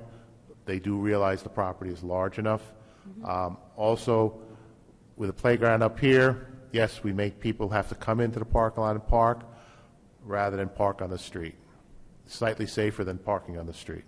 Well, presumably, a lot of the people that would be using the playground would be neighborhood people, so she was actually walking her grandkids. So my question is, why couldn't the playground be dropped to the other side of the field? You mean up in the north of the field? I would have said north, but it's not. It could be there, but again, playgrounds, if the kids are extra exuberant that day, can be noisy, and that's another reason for us to shift it as far away from the residential homes along the roadway. I I think hearing children play would be far more desirable than hearing Route 17, so I don't know that one will drown out the other. Everyone has an opinion. I mean, like, we have the playground right here at the Village Hall campus. No one has ever complained of noise from it. Yeah, I just wonder if it may be prudent to drop it to just to the right of the field, if everyone else agrees, only because it was Like something. down here? Yeah, because it was something that it was a concern, that it's particularly close to the parking lot. It's closer to the highway, and it does appear that there's ample space to put it to the right of or the north of the field. Okay. And then in the area surrounding the field, and I know you said that trees would be removed to be graded. Removed and stump scrubbed. That's the terminology usually. Right. Stump scrub? Ripped out. Right, ripped out. So around the field, I guess that's to the west of the field, or as we're looking at the plan above, and to the north of the field to the right, what is the planting plan for that space? You could, on drawing 4 of 9, you could see alongside the parking lot and on the west of the field, we have a row of trees. We propose 24 2-inch DBH shade trees of various species at a 25-foot spacing. Yeah, it's very, it's very designed, extremely, I guess the word would be planned. Where are the natural, more, woody kind of setting? Where is that? Because this is all very... That would be the tanner brown blob, for lack of a more decorous term. Yeah, I on can drawing read that 4 of part. It says 9. undisturbed wooded area Yes. to the right. And that has the walking path goes through it, and just to the north of the walking path would be a rain garden, because that is a topographical low point on the site. And why couldn't the wooded area also be above and to the side, or well, if we're hypothetically moving the playground to the north of the field, then why isn't there more wooded area to the west of the field, and then I guess in the space that the playground is currently? Why isn't there more of a wooded, natural feel? We have to do some grading on the site. Okay. That generally disturbs the roots of trees, if not outright crushes them with a bulldozer. Okay. And then,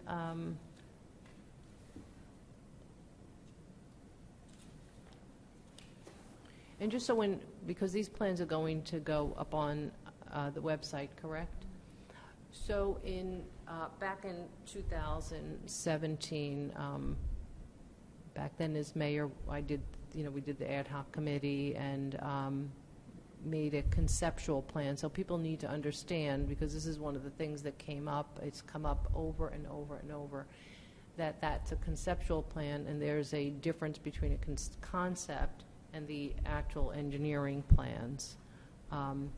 So I think that that's an important piece maybe you should speak to now, so that everyone understands This precisely. set is signed and sealed by myself. Right. This set is also labeled as a bid set.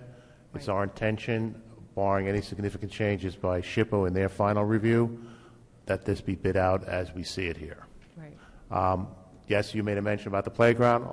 I'll discuss that with the Ovan and see what the thoughts are. But again, that's not been funded yet, so there may be flexibility for when that gets funded as to its final location.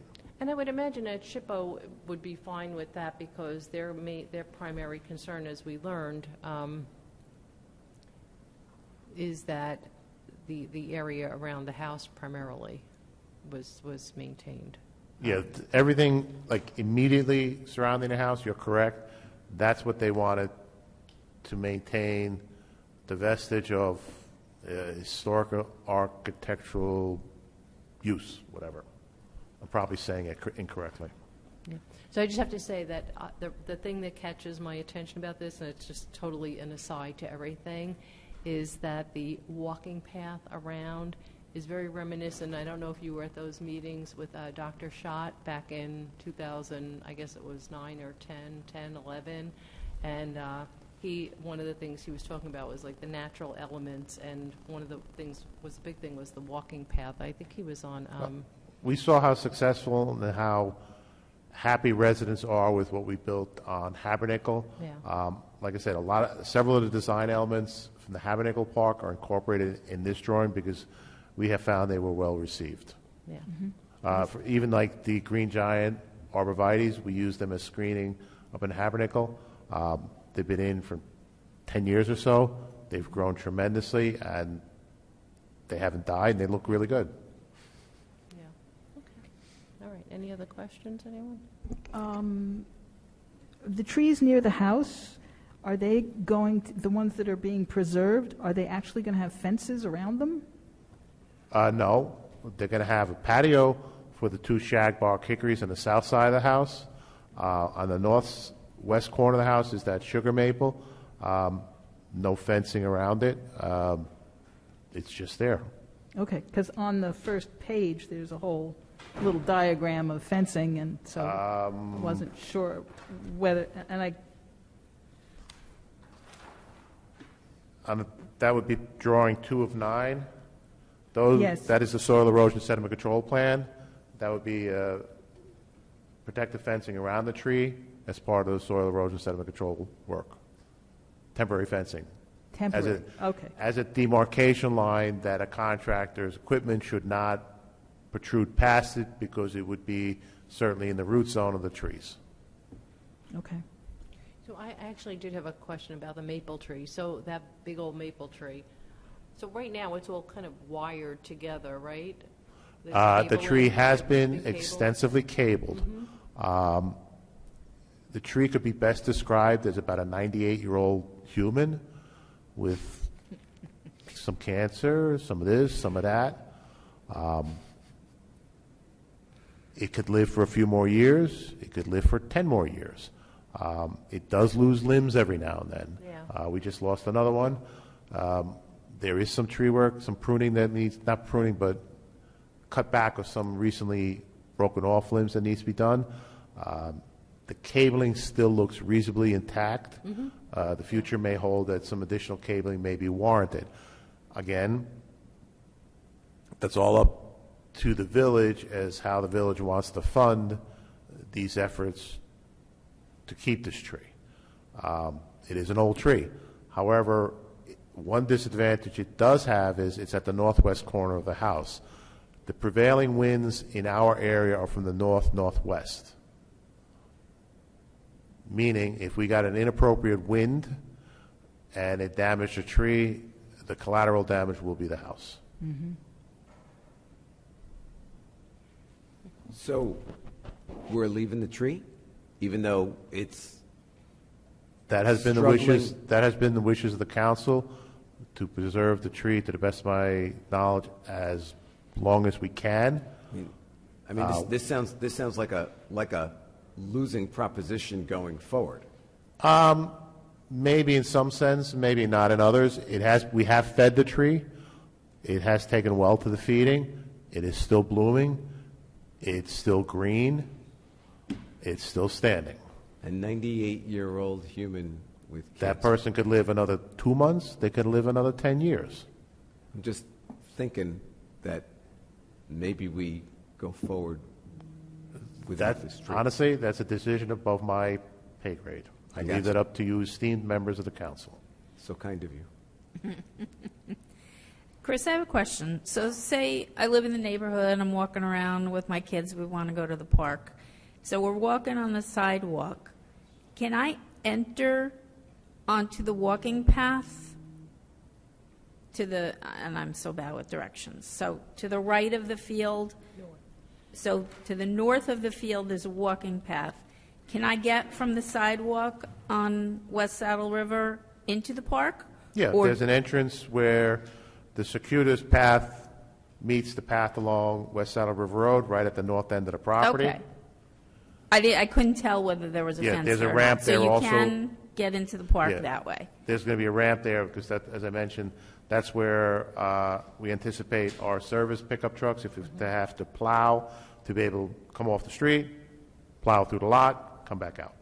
And is the only other way to get into the park by walking would be the entrance where the cars are driving?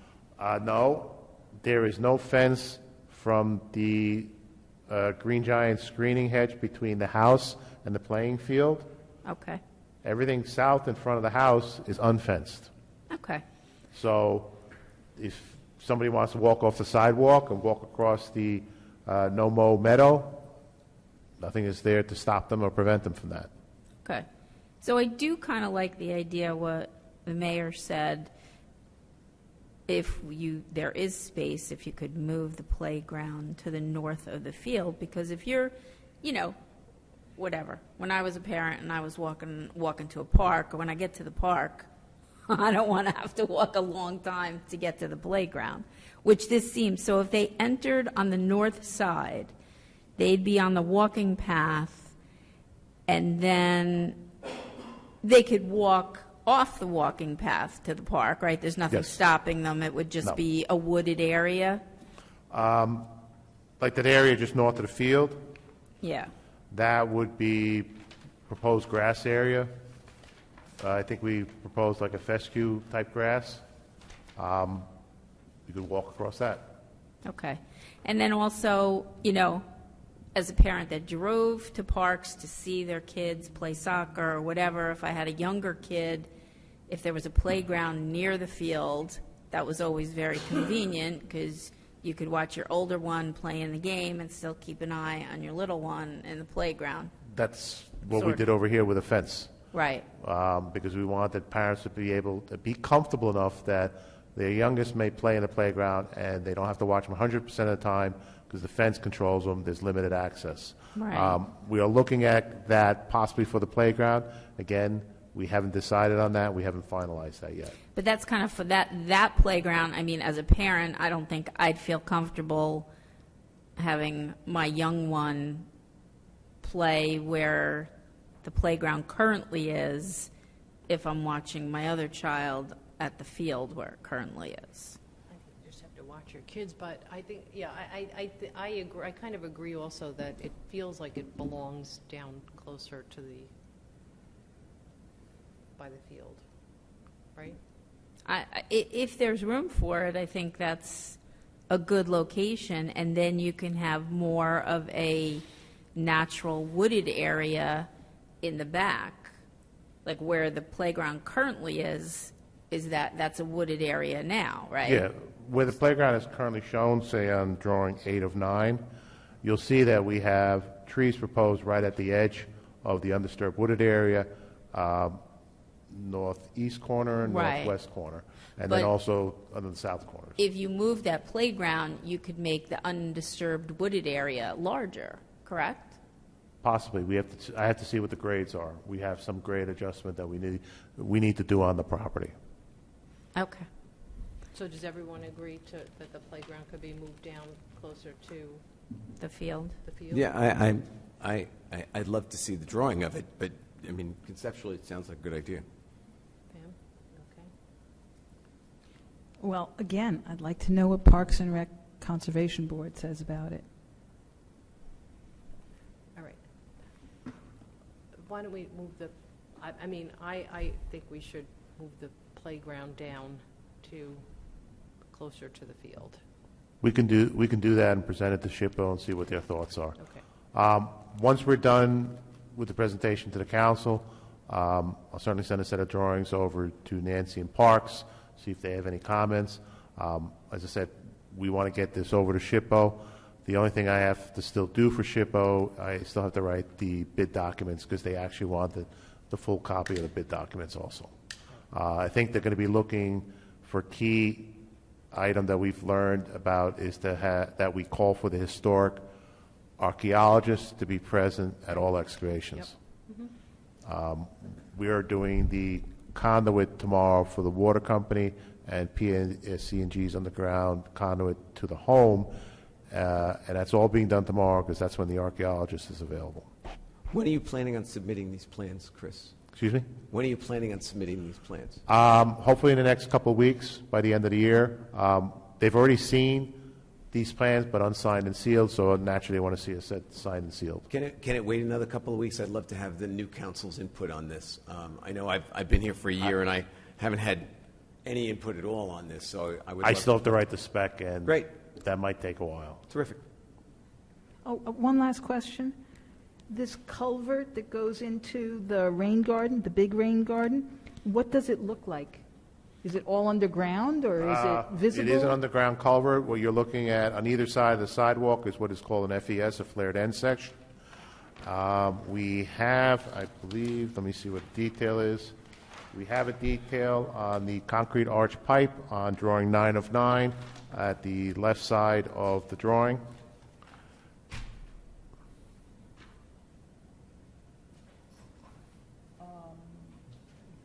The fourth detail on the, right along the margin. I see it, but I still can't visualize it. Is this, what portion of it is above ground? Just the open ends. Just the open It is, it has to be buried because it has to go underneath the sidewalk. That's part of the grading because, as I mentioned earlier, the stormwater flow normally goes in that direction towards that low point. We want to maintain that. We want to develop the low point as a rain garden. Okay. Heather, just out of curiosity, my recollection is 2 new council members, incoming council members, were in receipt of these materials, correct? Did either offer any feedback on this? I other than didn't about the receive door? any. I'm sorry? I didn't receive any. Okay, all right, thank you.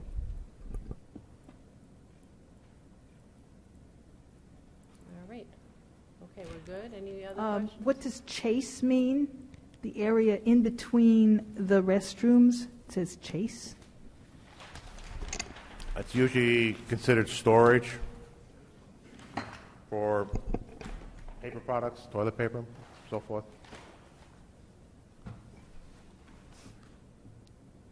Yeah, it's just a closet between the 2 restrooms. Okay. All right, anyone else? Good.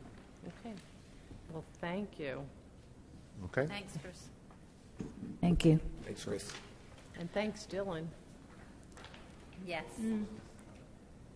Say again? Yeah, I guess it may as well, right? I think you just have to put Pardon? that it's still a working draft, because we're talking about moving things around. We want the other councils, the next council to see it. So as long as I think it's great to post it and say it's a working draft. These drawings can be posted. They're not They're conceptual. They can be posted. They They're can. they're Yes. public record Great. now. They're signed and sealed. Yeah, but I think that you just have to delineate that it's still a working draft. But they're not draft any longer, technically. Nope, they're not draft, they're not conceptual. draft any longer. So Right. they're not draft. Don't mark them draft, they're not draft. Well, but they're not going to be submitted till the next council Right, but has a they're chance not, to but yeah, comment they on it. can comment are- on it, but it's just not, it can't be marked, it's not a draft document. Yeah, because the council has reviewed them and looked at them in public session, they now qualify as a public document, Correct. so they can be put onto the website. They are not finalized in the sense that SHPO still has to approve them, and there may be other modifications depending upon how the rest of the period goes. Maybe Right, it's but they're not going to be subject- submitted until the council votes on that to submit them. I believe that's going to be our process, yeah. What I will, if I move the playground, I will have to make a note on what is called the revision box. You'll see there's a whole slew of revisions that have happened as these plans have been developed. If I move the playground, I'll make a note, date, relocated playground per council request.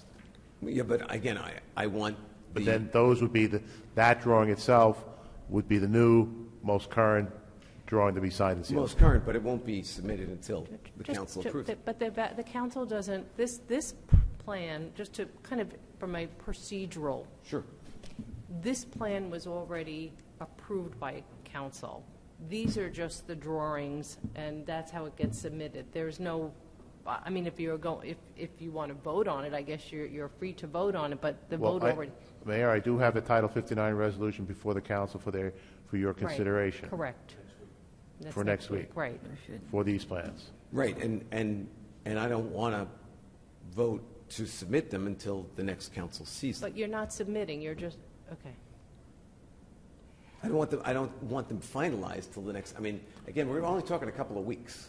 We're not talking about 2 years from now. Listen, this is the first. There's not much time left in December, Mr. Vigianos. I understand. Like I said, I still have to write the bid document. I've got maybe 20% of it prepared. I still have to write the rest of it. I have to take what the council said tonight and discuss it with Jovan, our principal designer, on this, and see what we're going to do.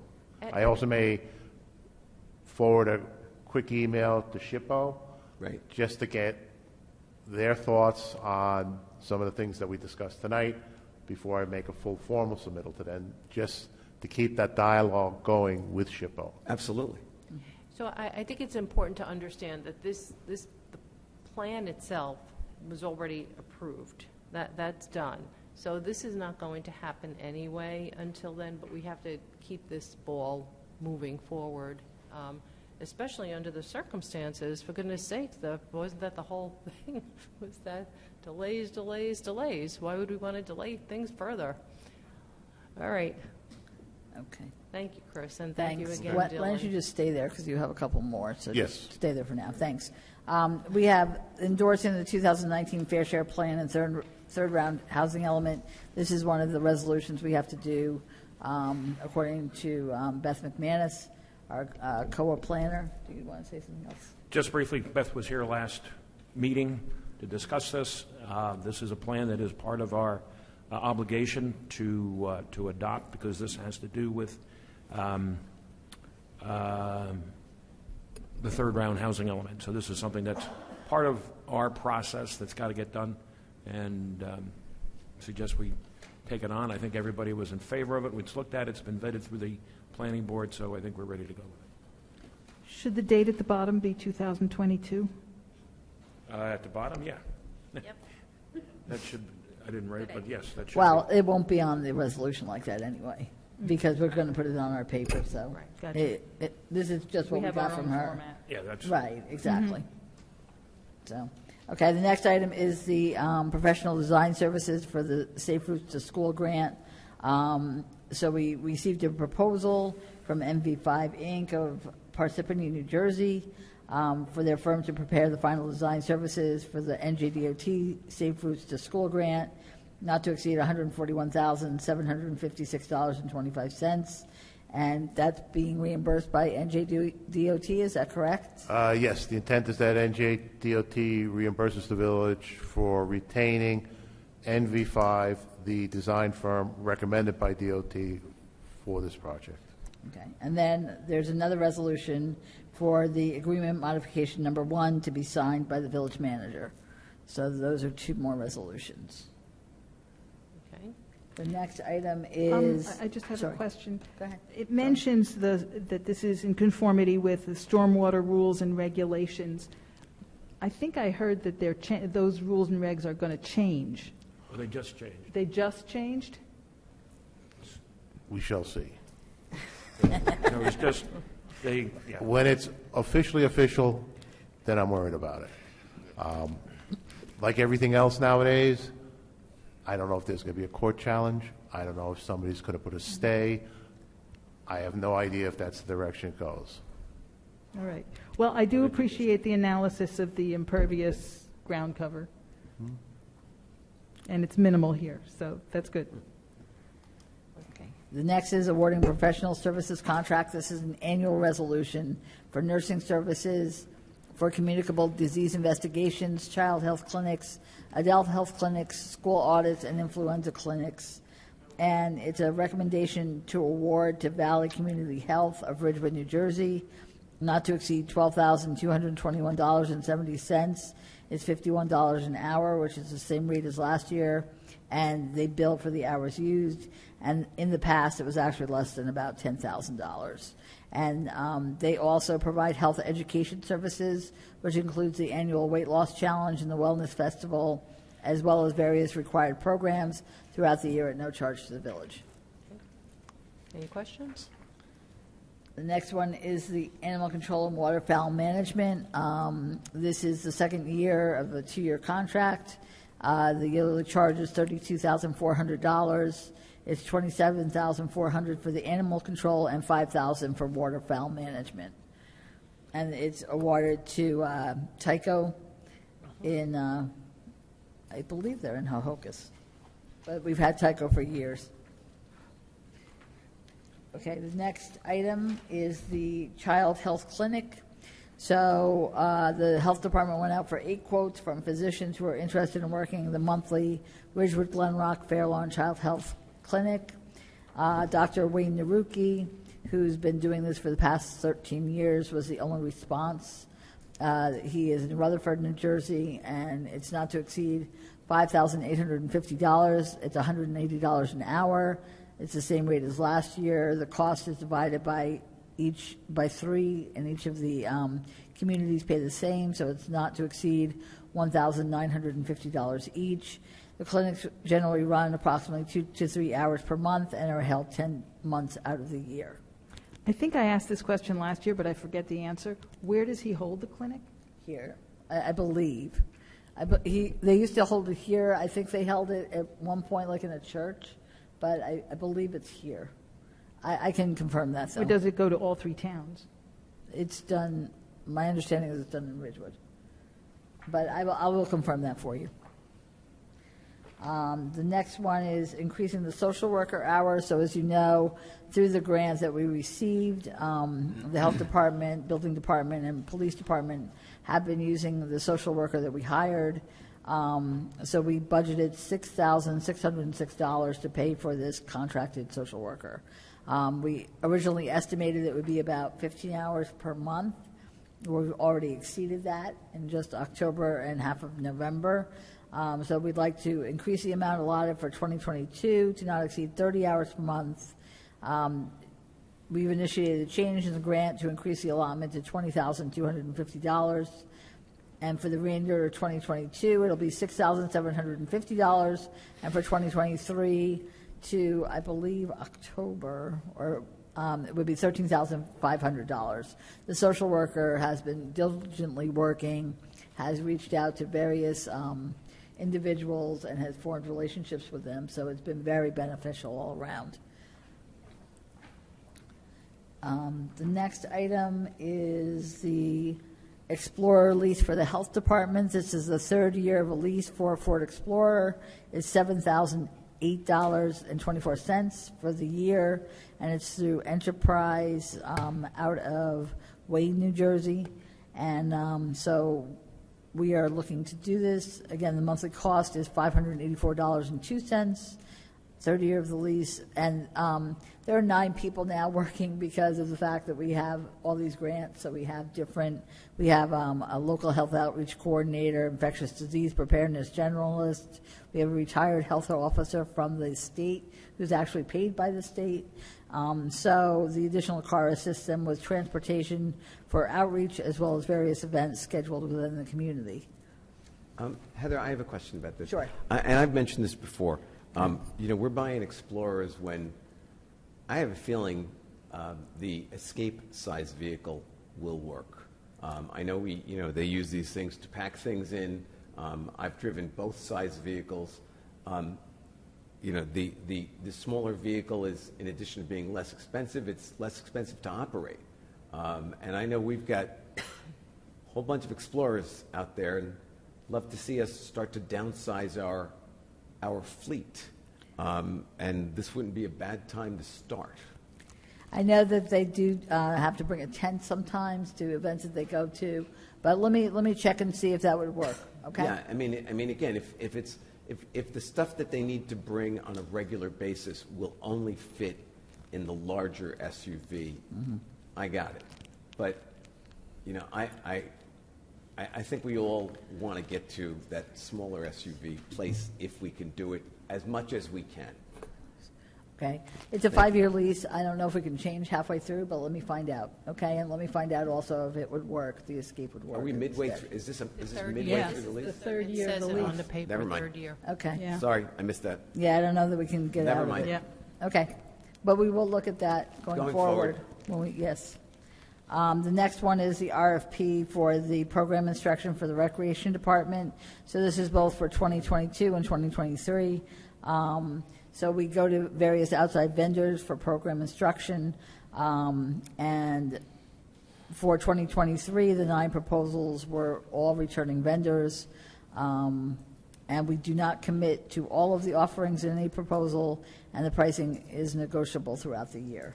So if, for whatever reason, we change a little bit here and there, they may give some, we may pay a little more, but overall, we do not exceed the total amount. Any questions, anyone? The next one is the preparation of the 2023 Village Council meeting minutes. I advertised for someone to prepare the synopsis minutes for the 2023 Village Council meetings in the record as well as on our website. We had 2 people pick up the specifications, and we had 1 proposal back. It was from Irene Alvarez, doing business as Alvarez Typing of Ridgewood, New Jersey. It's for $8.50 a page. She actually prepared our minutes this year. It was $7.50 per page. She hadn't done our minutes in about 10 years, 11 years. So after doing it for a year, she realizes that due to the time it takes to prepare them and then make the changes, that she chose to bid $1 a page more. However, it is still 50 cents less per page than the village was charged in 2021. Therefore, I'm recommending that we award the contract to Irene Alvarez, doing business as Alvarez Typing, from January 1st, 2023 through December 31st, at a price of $8.50 per page. I have to say she is very good at what she does. When we send her corrections, they do come back. All corrections are usually done, and she's very timely. She gets it to us very quickly. So that all helps with getting minutes approved quicker. So I'm very happy to recommend her. She's done an amazing job, so I think, really very fortunate. The next one is awarding a contract. So our police department ordered 3 Ford Explorers, and Ford actually cut production of the 2022 orders, and that included the Village of Ridgewood order. Because of our relationship with Enterprise, we have been able to find 2 Dodge Durangos in Tennessee to replace this order. These vehicles are available for immediate delivery. We're requesting to adjust the current capital purchase from a Ford to a Dodge through the same vendor, which is Enterprise again, through the Sourcewell purchasing contract. And the cost of the purchase will be $80,096. This is in the 2022 capital account, and that's basically it. Okay, any questions? You're going to say a Durango is too big, but police department with everything they carry in their trunks, I'll get a list of all the things they carry, okay? Yeah, are all of our police vehicles SUVs? The majority are, because we can bond them. If they're cars, then they have to be in operating. They have to be what? Operating budget versus the capital budget. Got it. So SUVs, because they last longer, they have to have at least 5 years of life. SUVs tend to last that long. Cars may not. Because I see, and again, we've talked about, a fleet analysis overall, and I know here, all I know about this is that I see lots of police cars. In fact, most of the police cars I see outside of Ridgewood are sedans. That's what I see. Okay. I'm not saying that it is most of them, but there's an awful lot of sedans there, and I'm just looking for ways that we might save an extra $1 or $2 if every vehicle does not need to be an SUV. Mm-hmm. That would be great. If every one of them needs to be this size SUV, then that's what we'll get. I just have a feeling that these are easier to drive, they sit high, they're great. Yeah, no, I understand. I think the real reason that the SUVs are mostly purchased, and from what I see from surrounding towns, a lot of them are SUVs and pickup trucks. But they are able to be capitalized, which we can't do with sedans. They have to be in the operating budget. So then we're taking money out of the operating budget for vehicles. I understand at the end of the day, it's money spent by the taxpayers. It is, And either way. I understand the difference between capitalizing it and current funds.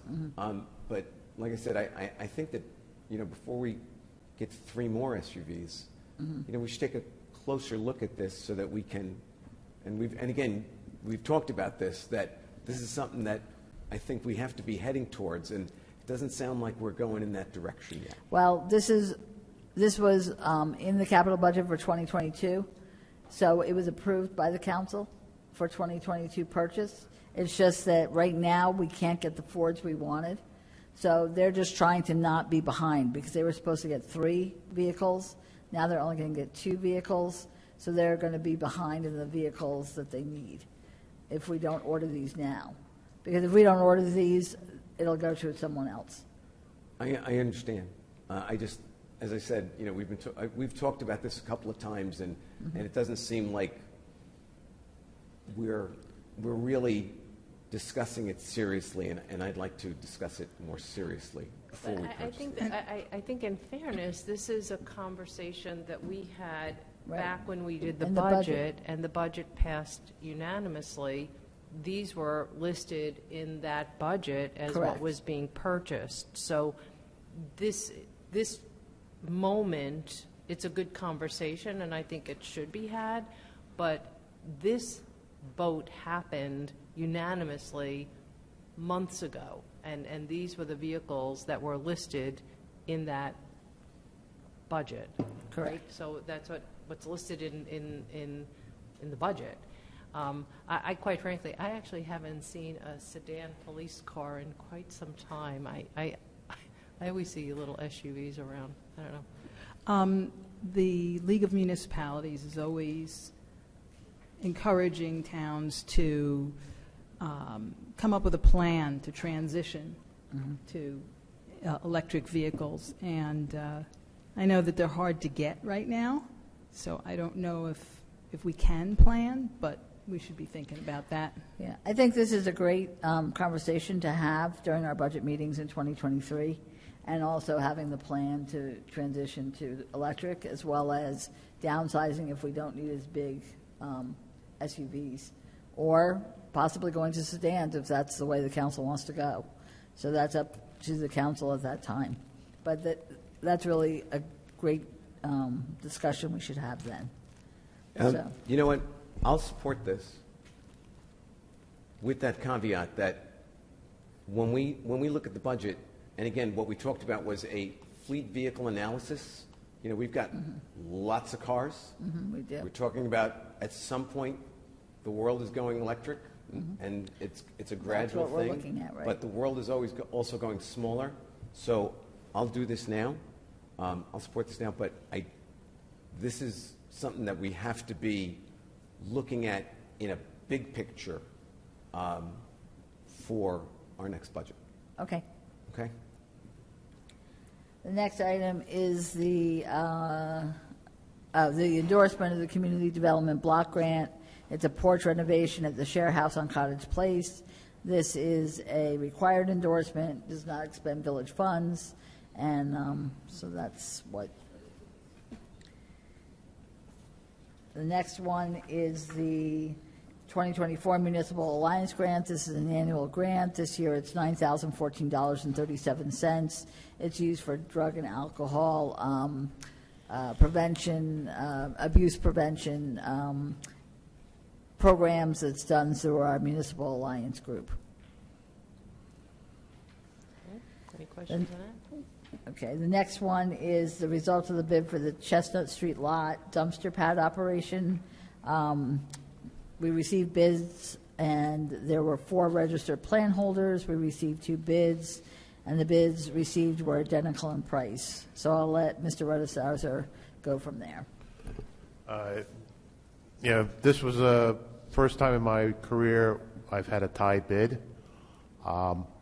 Ironically, it was not a tie to be the lowest bidder. It was the tie to be the best offer to the village, because that was the intent of the bid.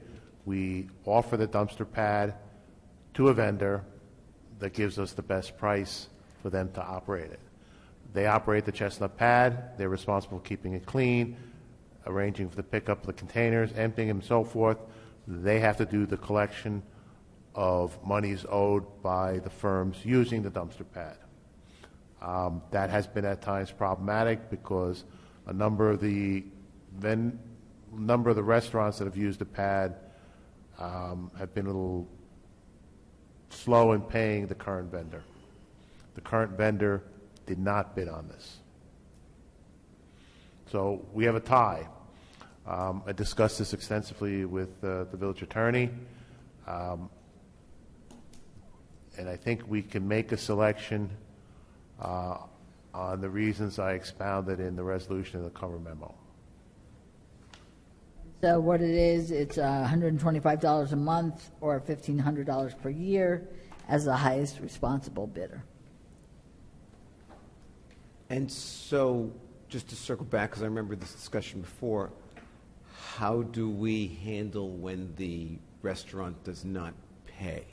I've been working with Marissa from the health department. The health department requires a restaurant to have a garbage management plan, as you probably are well aware. Yep.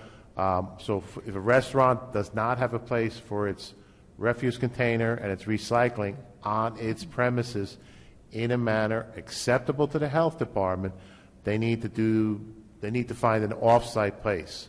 And the Chestnut Street pad area, a number of the restaurants around it are in that predicament.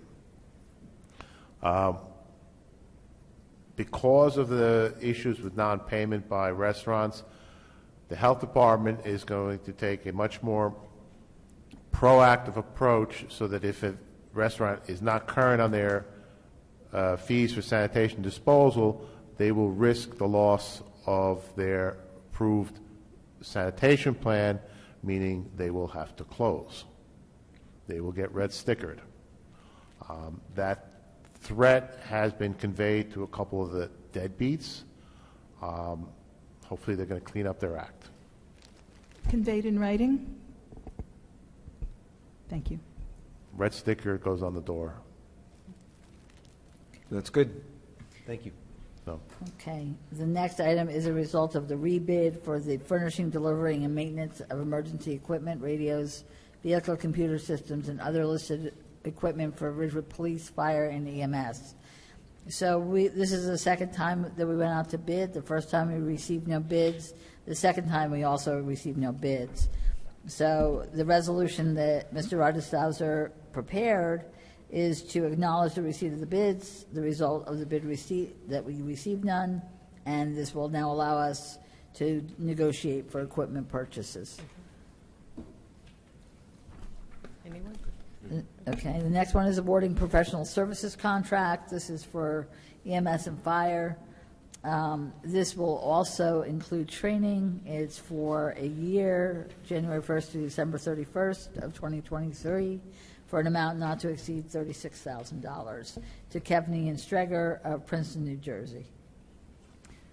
I think on the first page, the term included services should be amended to include the training. Yeah, just to be clear, I know that Pam raised that issue. It wasn't included. We received clarity today from, I believe, Mr. Steger, that the training is included. Yes. I understand is included in the overall Yes. fee, and it's not going to be a separate charge, and that therefore it should be included in there. So we'll put it into We'll the contract. add some wording to that. Okay. The next item is American Rescue Plan firefighter grant. I'll have Chief Judge come up. So this is a resolution, this is a memo about accepting American Rescue Plan firefighter grant for the Ridgewood Fire Department in the amount of $32,000. And this is to update personal protective gear. And so, Chief Judge, if there's anything additional.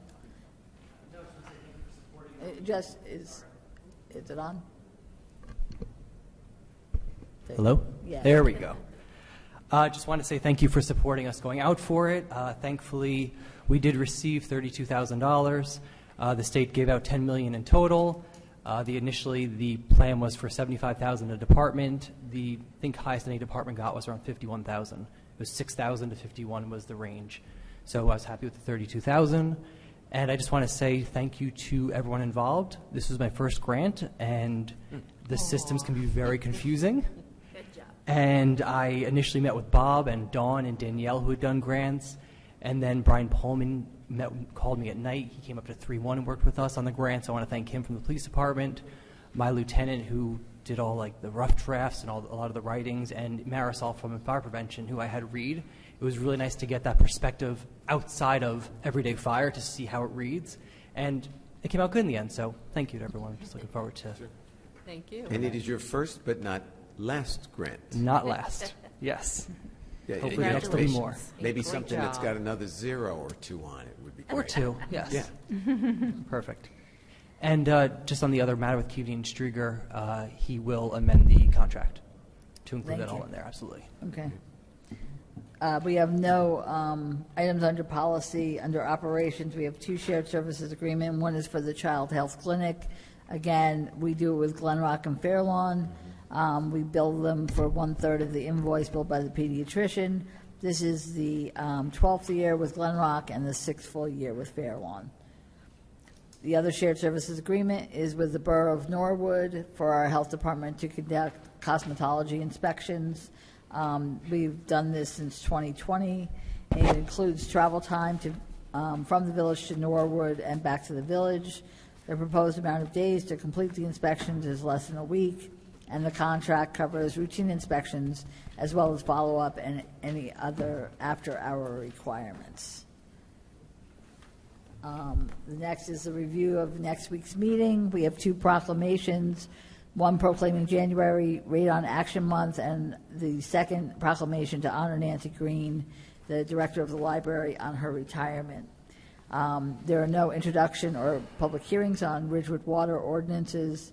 We have various Ridgewood water resolutions, awarding a contract, 20 site and facility upgrades, award sole source contract, removal of GAC vessels at Carr and 20 treatment plants, award sole source contract, actually that one isn't, it's award contract for cold water meters and accessories, Title 59 approval and award of contract for annual laboratory analysis services, Title 59 approval and award of contract for annual PFAS laboratory analysis services, Title 59 approval and award of contract for tree maintenance, which I know is off the consent agenda, award contract under cooperative purchasing, contract for Kenworth's utility truck, award contract under cooperative purchasing for compressor for Kenworth's utility truck, award professional services contract, pump house flood proofing at Saddle River Road and Linwood Avenue, award professional services contract, public communications consultant, and authorized consent agreement with PSE&G. We have no ordinances for introduction. Ordinances for public hearing include amending Chapter 190 Land Use and Development, Signs and Highway Commercial Zone, amend Chapter 190 Land Use and Development, Affordable Housing, amend Chapter 265 Vehicles and Traffic, permit parking, allowing non-residents to purchase Ridgewood parking permits, amending Chapter 3 Administration of Government, bond ordinance for acquisition of energy systems, and the PBA and PBA Superior Salary Ordinance. Resolutions. Annual resolution is approving the village cash management plan, designating official newspapers for 2023. That's annual. Annual meeting statement is also annual, obviously. Award contract preparation of 2023 Village Council meeting minutes. Award contract 2022 Recreation Program instruction. Award contract 2023 Recreation Program instruction. Or professional services contract, pediatrician for monthly child health clinics. Award professional services contract, public health and nursing services. Award professional services contract, employee assistance program, which is annual. Award professional services contract, final design services, Safe Routes to School grant.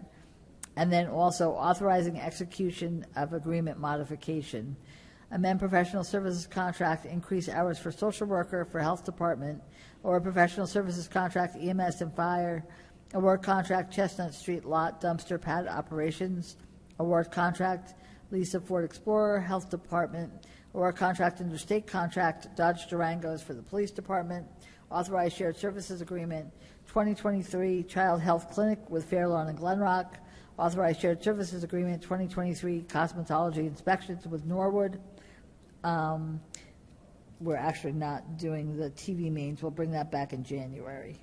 We just got it today. So authorize emergency budget appropriation for gasoline and diesel fuel, appropriate funds, American Rescue Plan firefighter grant, acknowledge no receipt of bids, emergency equipment for fire, police, and EMS, authorize foreclosure of 2 liens, approve 2022 budget transfers, establish 2023 temporary budgets, award professional services contract, animal control and waterfowl management, award contract under New Jersey Cooperative Purchasing Alliance, emergency and non-emergency notifications, accept donation from American Legion, Gold Star Monument, endorse community development block grant for Share Inc. for porch renovation, endorse 2024 Municipal Alliance grant, endorse third round housing plan element and fair share plan, and authorize submission of plan to Superior Court. Resolution for bond sale, determine form and other details and provide for their sale, combine general improvement bonds into a single bond issue, and combine water utility bonds into a single bond issue. So that's all I have. And then also you're going to add the Gold Star Monument. I put that on Oh, there. good. I didn't hear. Thank you. Okay. All right. With that, we'll go back to public comment, not to exceed 5 minutes per person. Remember, state your name and address for the record.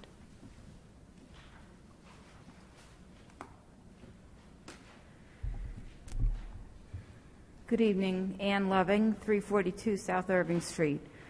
Just a couple things. One is I really enjoyed the presentation about Shedler, but I had a concern when there was mention that possibly the electric car charging stations might be free. I don't think they should be free. I think that whoever uses them should be charged. I don't know how that works. I don't own an electric car, but we're not going to have gas pumps that people can go gas up their cars. So I don't know whether, I think that Mr. Rudeshauser referred to a slow, medium, and fast charging, and how much they cost and whatever, but I think the residents should pay for that.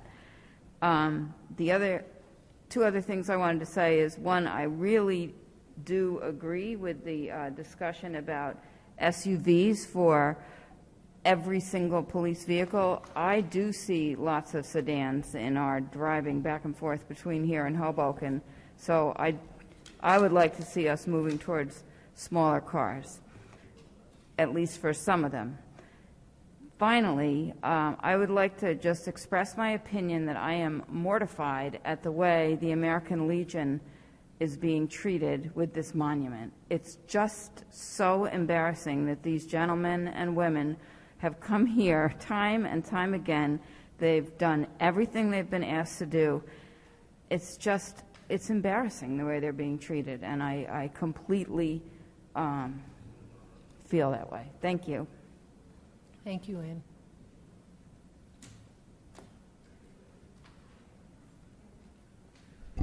Ann. Good evening, Mayor and Council. Boyd A. Loving, 342 South Irving Street. A comment that Mr. Rudeshauser made, or a statement that Mr. Rudeshauser made regarding Shedler when he talked about the need to have 8-foot wide paths in order that the plows could plow, reminded me of an incident that happened a few months ago, and that is that somebody inadvertently drove down the Dunham Trail because there is a curb cut there and no barrier that prevented them doing it. I believe I sent an email to the manager at the time indicating that I was concerned about that and that something should be done to prevent that in the future. Don't know whether there could be a curb there to remove the curb cut or some sort of bollard could be placed there. I realize that once you place a bollard there, that prevents emergency vehicles from traveling down the path in the event somebody is injured or it needs police assistance of some sort. But again, it concerns me that there is a point there where somebody inadvertently drove down that path, I think 300 feet. Nobody was injured, but I still do think that we should consider doing something about that. Which also brought to mind that even when you look out here at Vets Field, there is an entrance to the path from the parking lot, down here by the library and also over here. There are no signs indicating official vehicles only. Just that there is no sign that indicates official vehicles only on the access to, I don't know what the path is, but it's by the high school when you drive down to get into Vets Field the back way. So perhaps if there is some sort of review of these access points where trucks and cars can drive in, we need to start doing something to either put up some signage that indicates official vehicles only, or taking some steps to prevent unauthorized vehicles from entering there. We've all read the news stories about people who've inadvertently gotten into parade routes and run over people, or deliberately gone into parade routes to run over people.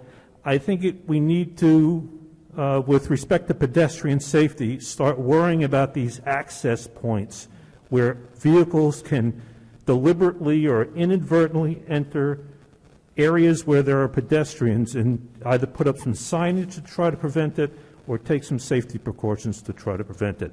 And the Dunham Trail incident just came to mind when Chris was talking about snowplows.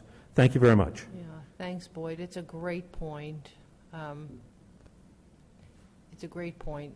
I think that somebody should definitely, I think because the nature of the path actually looks like a roadway, that's how it appears.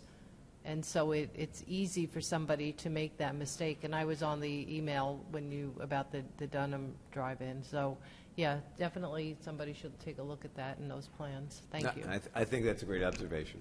Yeah. All right. No other public comments. We'll take a resolution to go into closed session.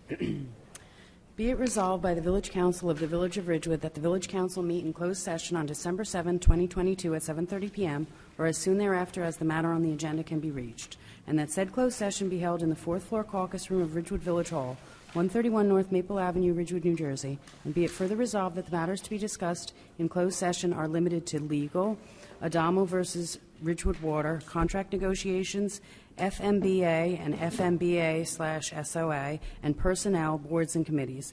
These matters are allowable under NJSA 10:4-12 et sec, and be it further resolved that the minutes of this meeting shall be made available to the general public when such matters have been deemed completed by resolution of the Village Council. May I have a motion? So moved. Second. All in favor? Aye. Aye. Anyone opposed?